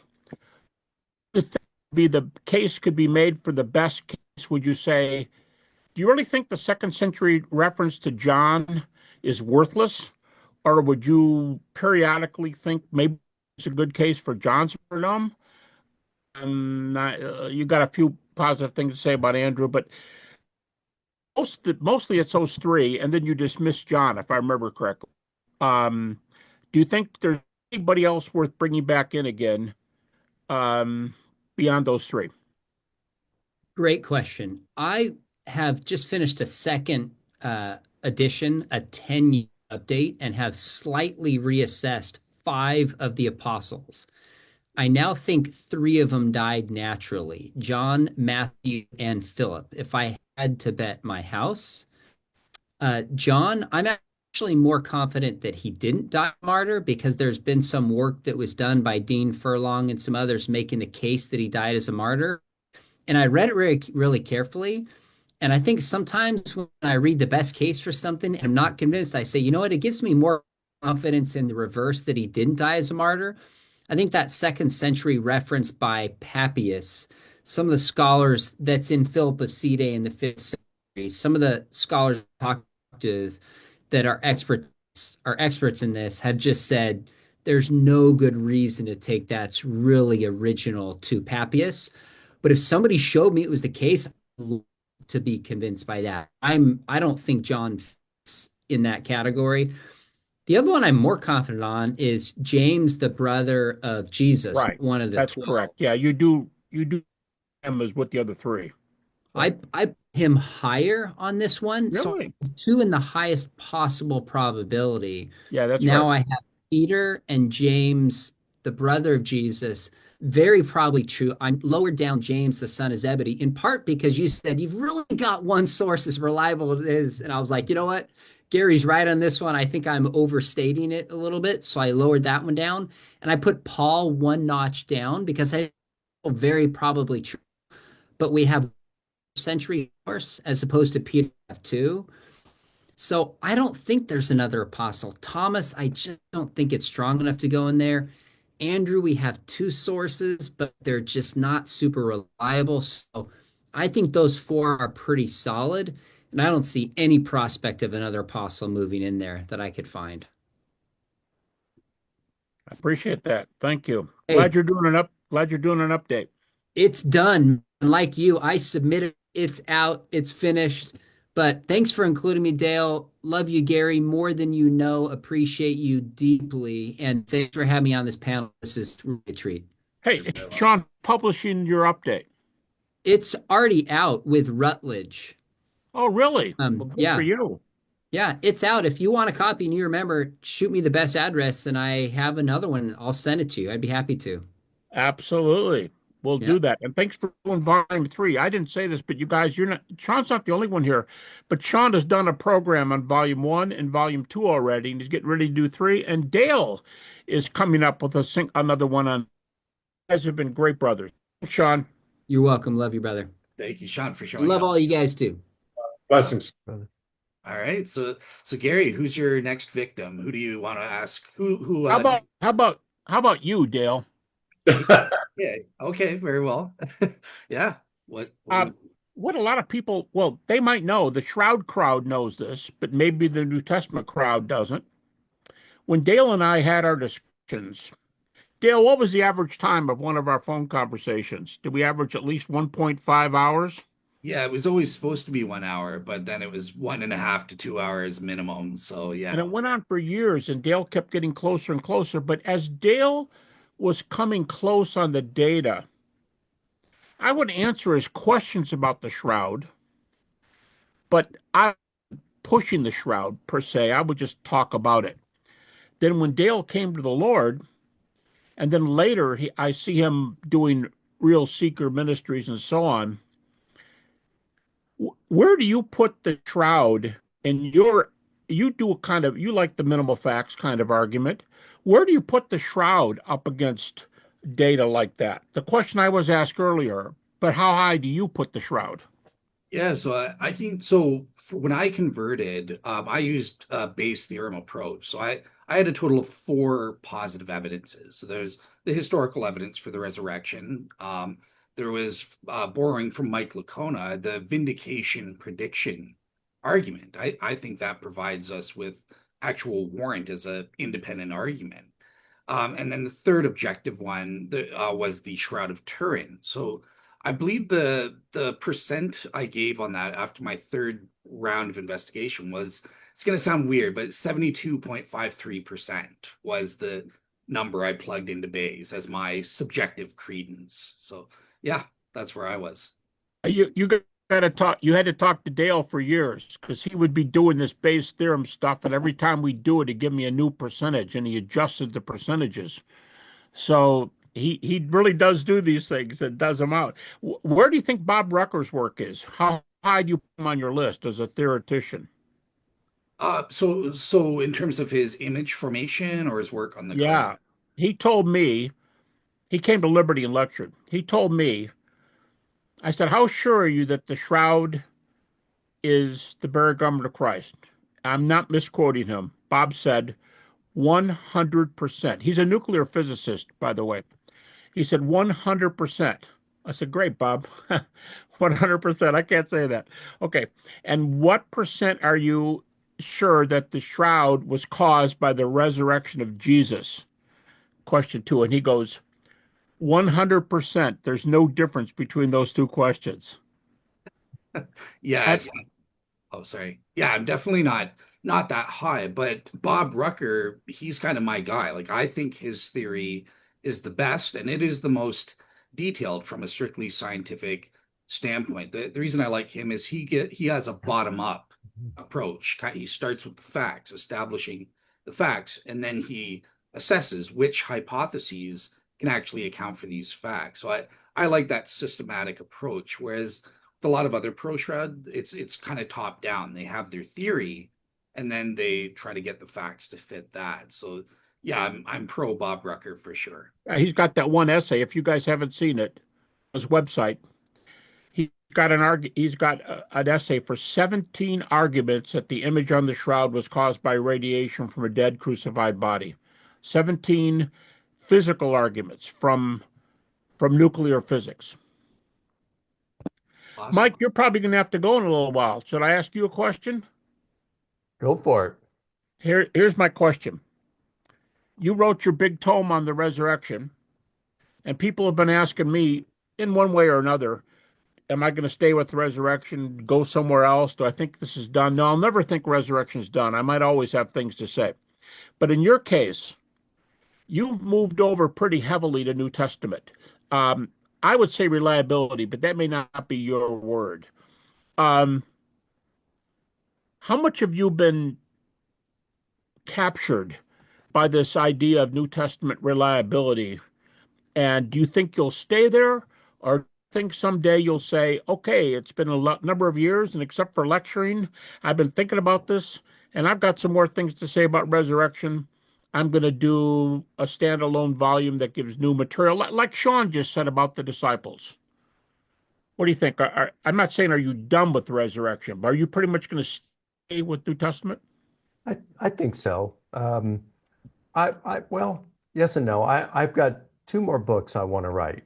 One is how to share the evidence for the resurrection on a napkin. And so I'm about halfway through that one right now. It'll be a short book, it'll be a popular level book. And then after that, the last one I plan on writing will be on the historical reliability of the Gospels. That's something I've worked on for a little bit already. I'm still working on it now, and I really want to devote time over the next several years after I finish the napkin book to work on that. So, and reliability from a little different perspective than what has been written before. So it'd be like, well, what do we mean by the term reliable? We have to get to some foundation thoughts. What do we mean by reliable? How do we quantify it? What kind of criteria do we have that will, fairly work for not only,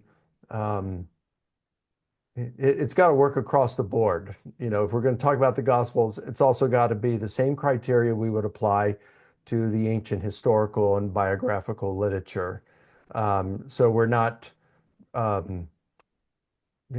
preferring the Gospels in some kind of sense or prejudicing for their historical reliability. They've got to be fair criteria that need to be met. So that's what I want to work on. So it'll be a little different than Ben's book.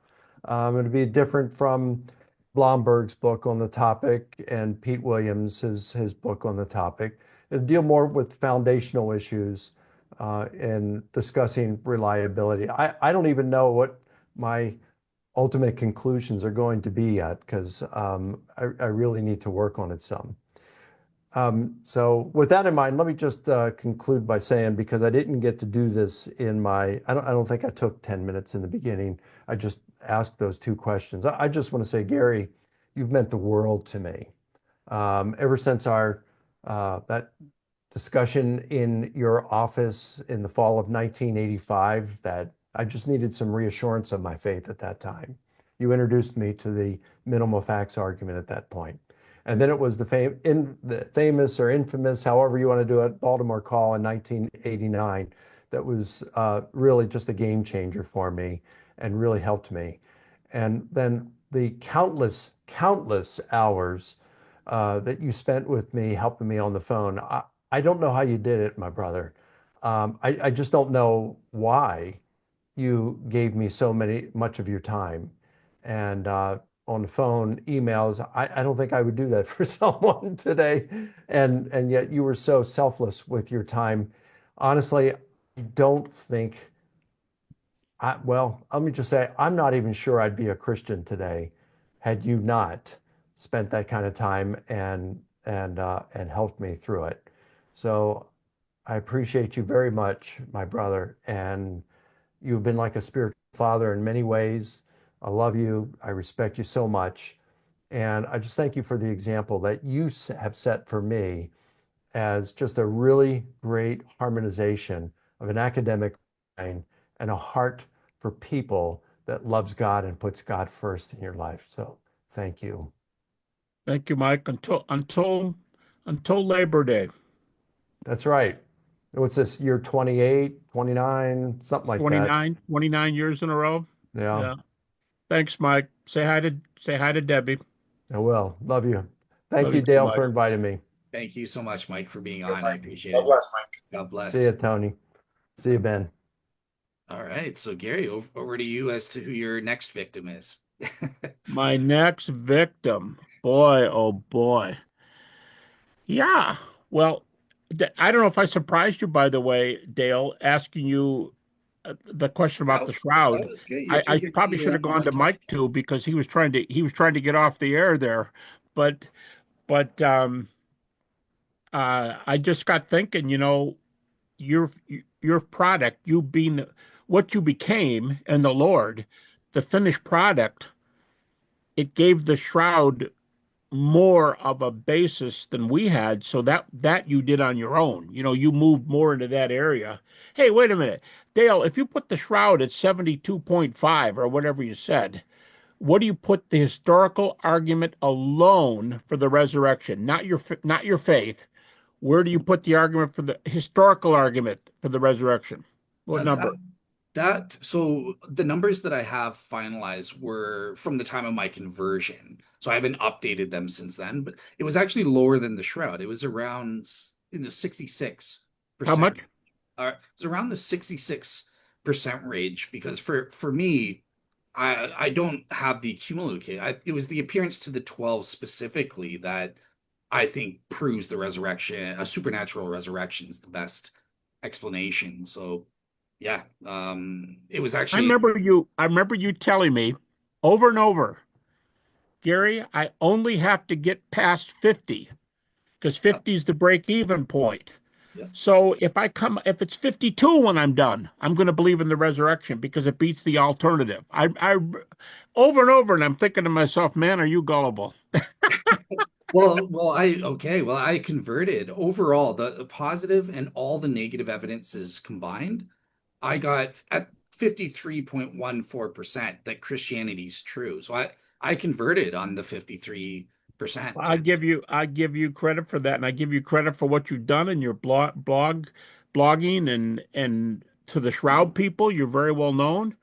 And I just remember we went back there and you were going, I'm just aiming for 51. What do you want to talk about today? That kind of stuff. So Yeah, thanks a lot. absolutely. Ben, I've got a question for you.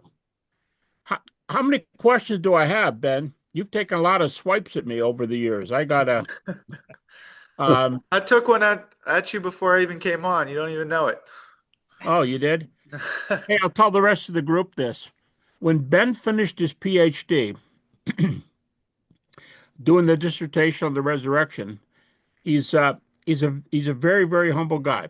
And he sent me an email pretty soon after. And he said, blah, blah, blah, blah, blah, blah, blah. What do you want to do about this? Ben. And I wrote back to him and I said, hey, Ben, when you write to people, especially professionally, at least put PhD after your name because you don't have to brag. You don't have to brag about it.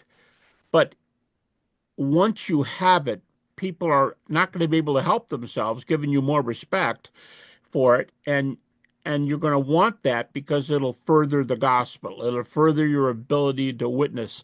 So this goofy guy, he sends me an email back after I tell him put PhD after your name. Do you remember what you did? No.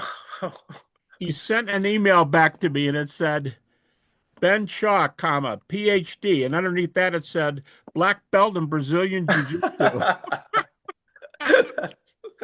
So he overdid it. And by the way, Dale, you've got a black belt in one of the karates, right? So I have I'm like Michael Licona. I've got the black belt in Taekwondo, but my brother, he just got his black belt in Jiu-Jitsu. I'm not sure if it's Brazilian or Japanese, but yeah, I remember you told me that about And Ben. he's about your size too, Ben. He can't get over what, 100? Does he weigh more than 160 pounds now? Your brother? My brother? Yeah. I I don't remember him being very big. yeah, he's still very thin and stuff like that. Well, he and Ben could be good buddies then. I'm huge, first of all. Okay. I'm like 163, so You're way beyond that 163? 160 category. Well, when Ben comes to my house and walks in the front door, even Eileen, my wife, who doesn't go after anybody, she doesn't play those games, but she walks in and I say, honey, what do you think about Ben? She says, I don't think he's put any more weight on.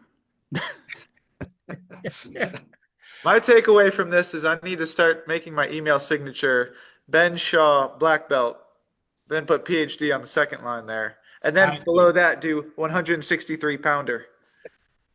You That got, way there's no yeah, question but when you about say it. black belt, you have to say Brazilian Jiu-Jitsu too. You shouldn't just say black belt. Yeah, that's true. I got to keep some on their toes somewhat. Ben, What is your next book going to be on? You're trying to. Ben has been. When did you get your PhD? How long ago? 5 years? 2020, Okay, right exactly. at the start of Five COVID. years. Okay, 5 years. Um, Ben keeps not knowing whether he should bring the dissertation out as a whole or making the chapters into journal articles, and he goes back and forth. Then he followed up with a book called Trustworthy with 13 arguments for the reliability of the New Testament. What is your next project going to be? Like the question I asked Mike, where are you going to go? You going to stay here? Are you going to one of those two fields, or are you going to move on to something else? It's a good question. I've talked to someone since we've talked about publishing my dissertation, slightly tweaking a little bit of it, and she thought it'd be a good idea to submit as a proposal with my aims in mind. Another topic I've thought about is doing a resurrection book. It'd be I like the genre, I guess, of trustworthy, trying to have these points of reference, these relatively non-controversial points. It's very minimal factish, the trustworthy book, if you kind of read between the lines, because I don't think the arguments I present are relatively controversial. So I like doing the same thing with resurrection. I know 4,000 pages have already been written on it, but I think maybe I could do it a little bit different. At least I could do it shorter. I know I can do that. Are you saying you would still keep a minimal facts format, but you would broaden a little bit into reliability? You take a little more data than just the minimal facts. I think so. And then so I've got an idea for my dissertation, an idea for a resurrection book, and then I'd like to do a Christology one similar, minimal fact.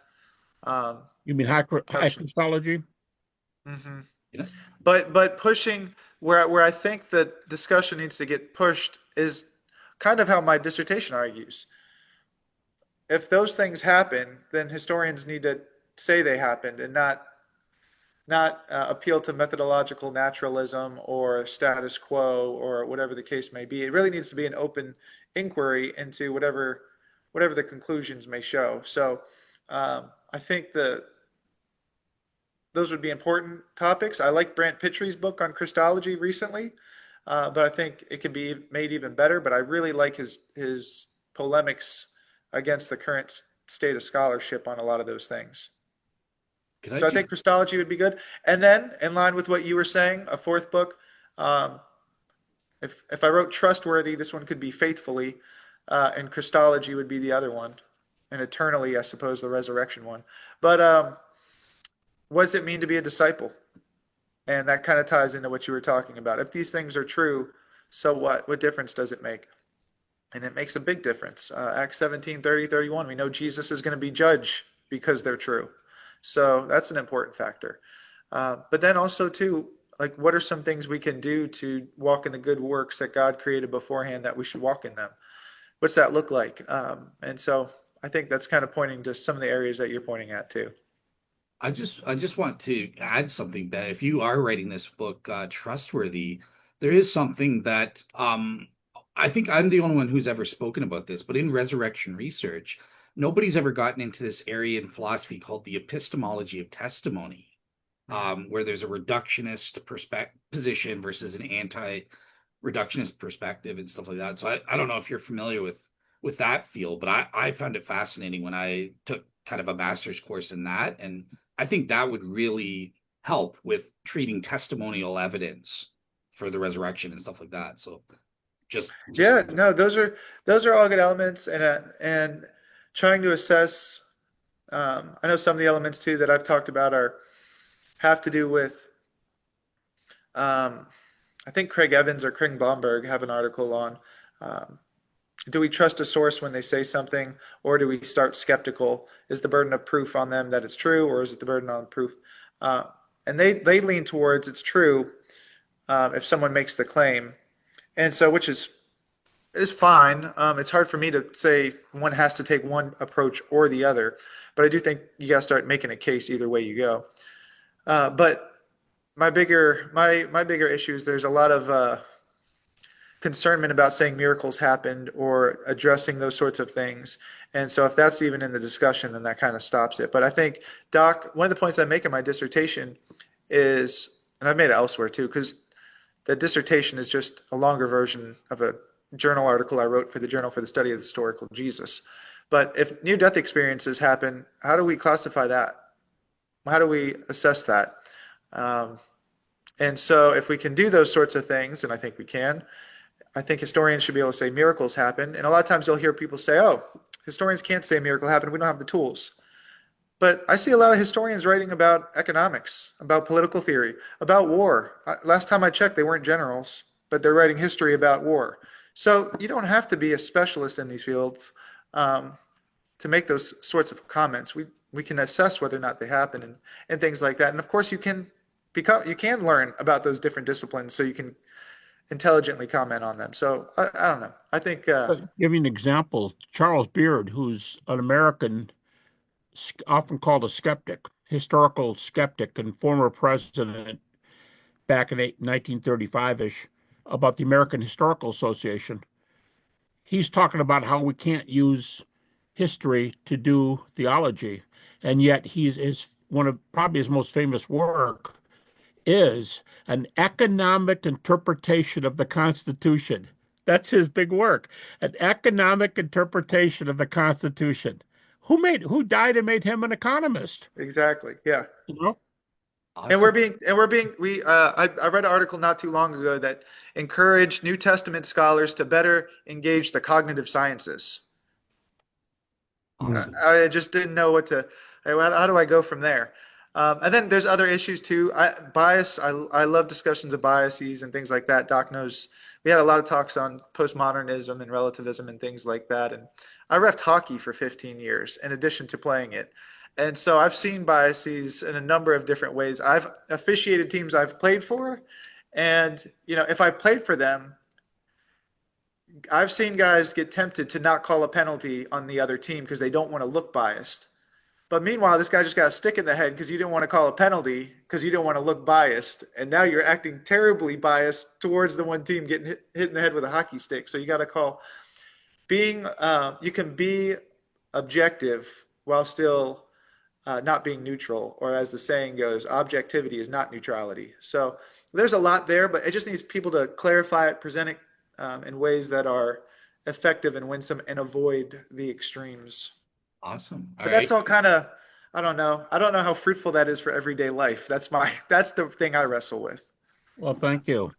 Tony, Tony's I was thinking while Ben's answering, I'm thinking, okay, I go to Tony next, and all of a sudden, Tony, your screen went dark. Well, I have something.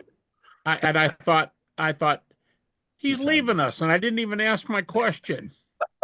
Tony, I was surprised before we, quote unquote, went on the air here to find out that your dissertation had a lot to do not just with the resurrection. That doesn't surprise me so much, but I want to know how you put resurrection and worship together, because I'm really interested in like I said, Volume 4, Part 2.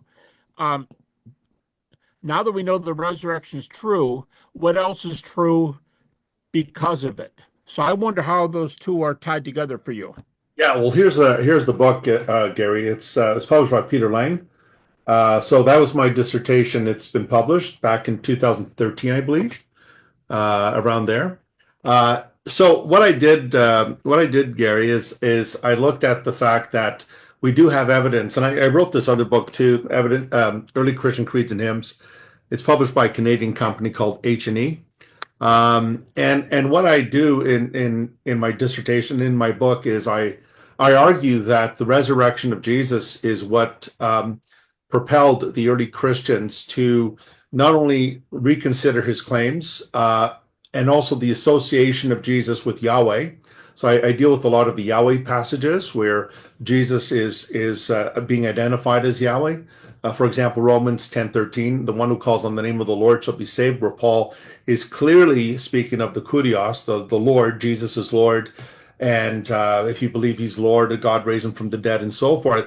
So what I do in my book is I show that if we want to go to the earliest documents, which are the Pauline letters, we see in Paul's letters a very high Christology already at this very early stage, and that it's very obvious from Paul's letters that Jesus is worshipped. There is the Maranatha prayer in 1 Corinthians 16:22. There's the invocation, those who call upon the Lord Jesus, 1 Corinthians 1:2. There is prayers made to Jesus where Paul himself seeks the Lord to take away the thorn in the flesh 3 times, and the Lord says, "My grace is sufficient for you." And so what I do is I canvas all of the language of worship, the various words like latreo, proskuneo, and I notice that the Apostle Paul and the early Christian communities that he was corresponding with, they all worshipped him. They gave him the divine name. Philippians 2, the Carmen Christi, a very early hymn, where Paul uses the Isaiah 45:23 passage and just applies it to Jesus, that the one who will bow to Yahweh and confess, this is Jesus. And so what I argue is that the resurrection of Jesus was the catalyst to get the early Christians thinking. And of course, Pentecost as well, the coming of the Holy Spirit obviously illumined their minds.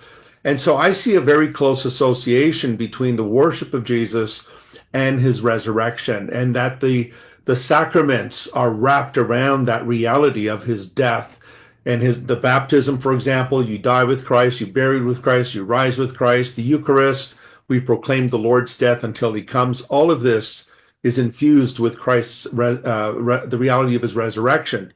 And so I just noticed this very close association, and that's what propelled me to go into this dissertation. So if Jesus was not risen from the dead, number one, he would not be worshipped, and secondly, as Tom Wright, I think, rightfully put it, when a Messianic leader died, there were only 2 choices: you either disband, or you just go and follow the new Messiah on the block.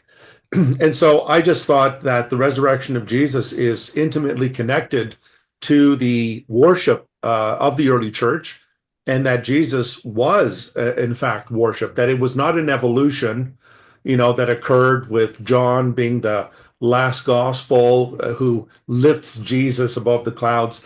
I think all of the gospels, the synoptic gospels, Mark in particular, shows that you already have a high Christology. And I think the work of Simon Gathercole has demonstrated that the synoptics give us a pre-existent Jesus. You don't have to wait till John to get a great book.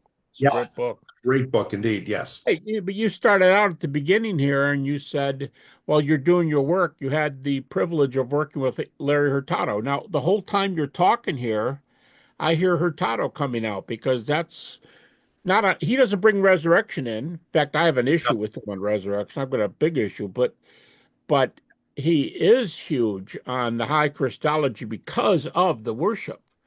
Yes. Yeah. So his magnus opus, I believe, was Lord Jesus Christ, where he deals with the deity of Christ and so on. But it wasn't just Hurtado. I looked at Richard Bauckham as well, God Crucified, and I think Bauckham did some really good work there.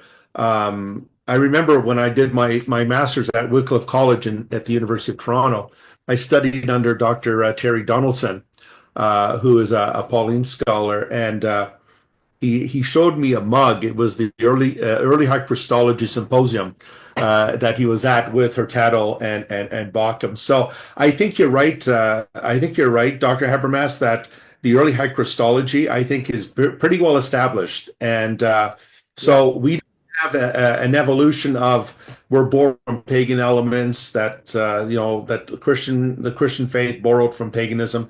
No, on the contrary, they already had the necessary elements in place to have Jesus as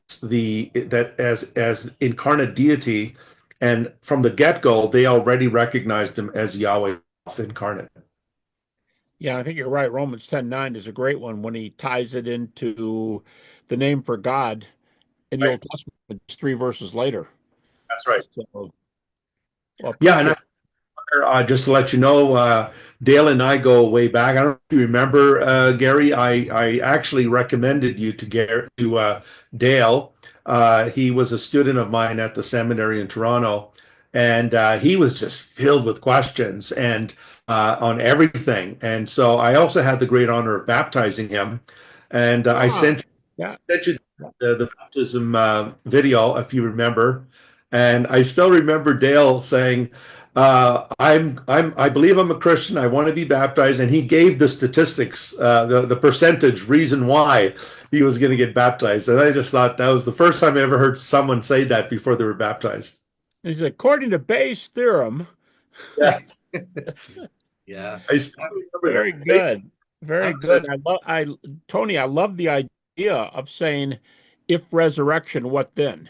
Yeah. What do we, to what type of theology or practice do we go next if Christ is raised from the dead? So Yeah. I appreciate that very much, hearing that. And I got to think about the same question for me. Not whether I'm going to worship him, but what's the next point of the research. Awesome. And Yeah. I've been kind of veering off in some other areas, Gary. I've written this book, No King But Christ. This is more of a contemporary Christian approach to where we are today, the church, the condition of the church, and I call it, the subtitle is The Collapse and Bankruptcy of Secular Worldviews. And so, I'm still working on areas of my research. I've contributed some papers in the Brill academic with Stanley Porter. oh yeah, Hellenistic Judaism and early Christianity. So I've written some papers in that area. So I'm still another Canadian, right? In Toronto, yeah. not far from here in Hamilton, Ontario. Yeah. Oh yeah, been to Hamilton. Yeah, yeah. So I've been doing that type of work. I'm actually writing a smaller book right now on Paul's use of the word grace and law, nomos and charis, and the relationship of the law of Moses with the New Testament law of Christ and so forth. So I've been enjoying researching, writing, and I'm also a pastor here in Toronto.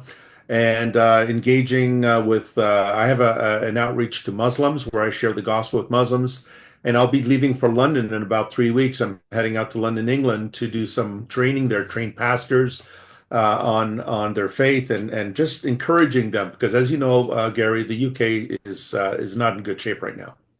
Well, have you seen? I've been sent 2 or 3 articles now in the last couple weeks that the church attendance in the UK has gone up 50%. Have you heard of these? These are, but they're different sources.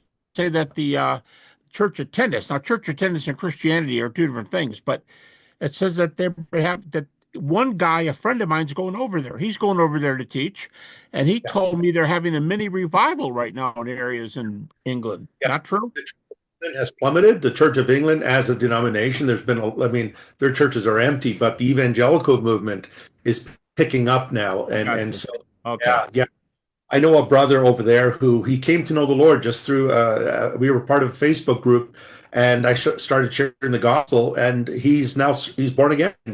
He sent me his baptism video. He's going to meet me in London when I head over there. So a lot of great things are happening. So that makes sense of the articles. Then they've been coming out in secular newspapers and about the revival in England. It's not Christian groups. So Right. Right. Well, Awesome. super. All right. Thank you so much. Yeah, I think I'll end off with one question. I can't believe nobody asked this, but so the book, volume 3 that's coming out is called Scholarly Perspectives. And so Gary and Ben, I know you were an editor, so this could be for you as well. If you don't mind giving a spoiler, is there anything, scholars that you interviewed, like a skeptic or something like that, that came up with something unexpected? Like maybe they've changed their mind on something. You like, mean unexpected? Do you mean like this minimal fact looks better, or do you mean this is a naturalistic theory that I think works? No, I'm just curious, like if one of the skeptical scholars, the non-Christian scholars, gave you guys kind of a shock, like they said, like, say Bart Ehrman changed his mind, he believes in the empty tomb again, or something like that. Is there anything like that or did the scholars just come No, up? I have not checked this out, so I don't want to take this. Dale, Allison, Dale's a good buddy. But Dale, I'm telling people here, whoever hears it here, that I have only heard this as a rumor a couple places. But I heard that Dale, in a recent dialogue, said that the minimal facts argument for the resurrection is the strongest argument for the resurrection. Interesting. Okay. Now that's pretty there. That's pretty exceptional. Now, Then, Mike, at the end of his book, Dale's an appendix in his book. Yeah. And he says Dale is not another view in his book. He calls Dale a brother in the Lord. And that's what he does in his chapter on Dale. And I'm supposed to dialogue with Dale in just a few months. I'm supposed to have another I've had like 3, but Dale's a good guy, and he's really big on NDEs too. Yeah. He's huge in that. I'll just quick because I've got to go. I've got an appointment with my parents, and but they're in, so we're gonna go out to eat. So I've got to run because I'm getting some messages that I need to run. But all in good. But I want to say, Doc, thanks so much. It's been great working those last 13 years, and looking forward to seeing what we're gonna do in the next few years. And just thanks for being a good. I guess Paul. Hopefully, I can be a good Timothy like Mike was, and so just appreciate it. And again, just thanks for the academic components. And I know I've said this to you before, but and then also how you make sure to have time to talk to people as well. Thank you. So Thank you very much. Appreciate you saying that. Glenn. And Tony, I'll tell you. Well, Dale knows this, I See think. you guys. Take See care, ya. Ben. Nice to meet Bye you. bye, Ben. Here, Ben. My wife, who passed away in '95, was Canadian. Oh, Her whole family was Canadian. okay. I think her dad fought in one of the wars, but he was a Canadian soldier, and they all came over from Canada, and there were 6 kids, and 3 were born in Canada and 3 were born in the U.S. So, and we're all from Detroit, and Okay. so I figured out what would my kids say? What percentage are my kids' lineage just from like grandparents closer? And my family would be 38% Canadian. Wow. That's a pretty high percentage. Where were they from? Sorry? In Canada, where are they from? My family's from Peterborough area. Peterborough. I know it very well. North of here. My brother-in-law lives there. Yeah, now there's a lake there, which I've been at. I used to have family reunions in Peterborough. And I'm telling you what, my relatives are not from Montreal. But I will tell you, the English-speaking Canadians, my family, boy, do those older women like to hug and kiss. I don't see that in America. They were real huggers and kissers when I was growing up. And we would have the reunion by this lake that's called Jarvis Lake. Yes. And as I understand it, that lake was named after my family. Now, that's what I've always been told. I don't know if that's true or not. Oh, got to check. Do you know where the Madoc is? I've heard of it. I'm not sure exactly where it is, but I have heard of it. That's where my grandfather's family's from, Madoc. Okay. And I'll just say my grandfather's from there as well, actually. really? Well, Yeah. golly, it's not a very big town, so that must be the only 2 people there, Dale. Yeah. But my grandfather's dad, my great-grandfather, was a circuit riding holiness preacher in Canada. And around 1900, 1905, my grandfather was born in 1907. I mean, he's deceased. But we still have the lanterns that he had on the buckboard wagon where he went from revival to revival and preached. Wow. And when the money dried up from doing ministry, he went to Quebec and worked in the gold mines for years. Wow. So We have that's my family. We've got a Canadian connection. Canadian connection. I'm proud of it. I tell people, although from teaching and going out west, Ontario, I'm fine with Ontario, but they remind me of Americans. They're a little bit feisty. The Canadians out west are way more laid back. And I was teaching one time at Vancouver. I'll stop with this, Dale. I was teaching at Trinity Western Seminary a couple times, and there was one American in the class, and all the rest were Canadians. and the Canadians, oh, here's the joke. American said one morning, it was during the Iraq War or something. He goes, "Hey, did you guys hear that Canada got involved in the war yesterday?" And the Canadians said, "What?" He goes, "Yeah, they sent their tank over yesterday." That was the joke. But the Canadians in my class, the Western Canadians, the Quebec guys that I know, my family would never say this, but the Western Canadians said, "We're sick and tired of them taking our oil and selling it in Montreal and even Ontario, and we could give it to the US and make twice the money." And then somebody goes, "As far as I'm concerned, we should become the 51st state." And I said, "You guys are not supposed to say that. That's the one thing I knew in my family. We were not supposed to say, well, you've been nicer to us than our own people have." And they would say that over and over again, these Western guys, that were really easygoing. So, Yeah. well, hang in there, guys. Good being with you. Dale, thanks for putting this together, man. You did a great job. Awesome, Dale. Yeah, I just want to say thank you to both of you guys and all the other guests that have taken off. This has been great. And yeah, I hope it's been a fitting tribute to your legacy, Gary, and all the rest. Thank you, Dale. Thank you so much. It's because, hey, you're going to send this to me, right? And I can put it on my website and YouTube. Absolutely. Yep. In fact, Everyone. it's long enough. I can probably do it in 2 parts, if not 3 parts. Absolutely. But- Yeah, you guys. Everyone's free to post this up in whole or in part, whatever you guys want to do on your channels. So Thanks, Gary, dude. Gary, let me just thank you for your work, Gary, and I appreciate it. And I love you, brother. And thank you for taking Dale under your wing when I referred him to you. And thank you so much. The Lord used you as his chosen instrument. And so thank you, thank you. Love you, brother. And look forward to the day we'll be around the throne rejoicing, and you'll meet your dear wife who passed back in '95. I'm looking forward to it. Thank you guys so much. Thank Lord you. bless you. Blessings to you. Bye-bye.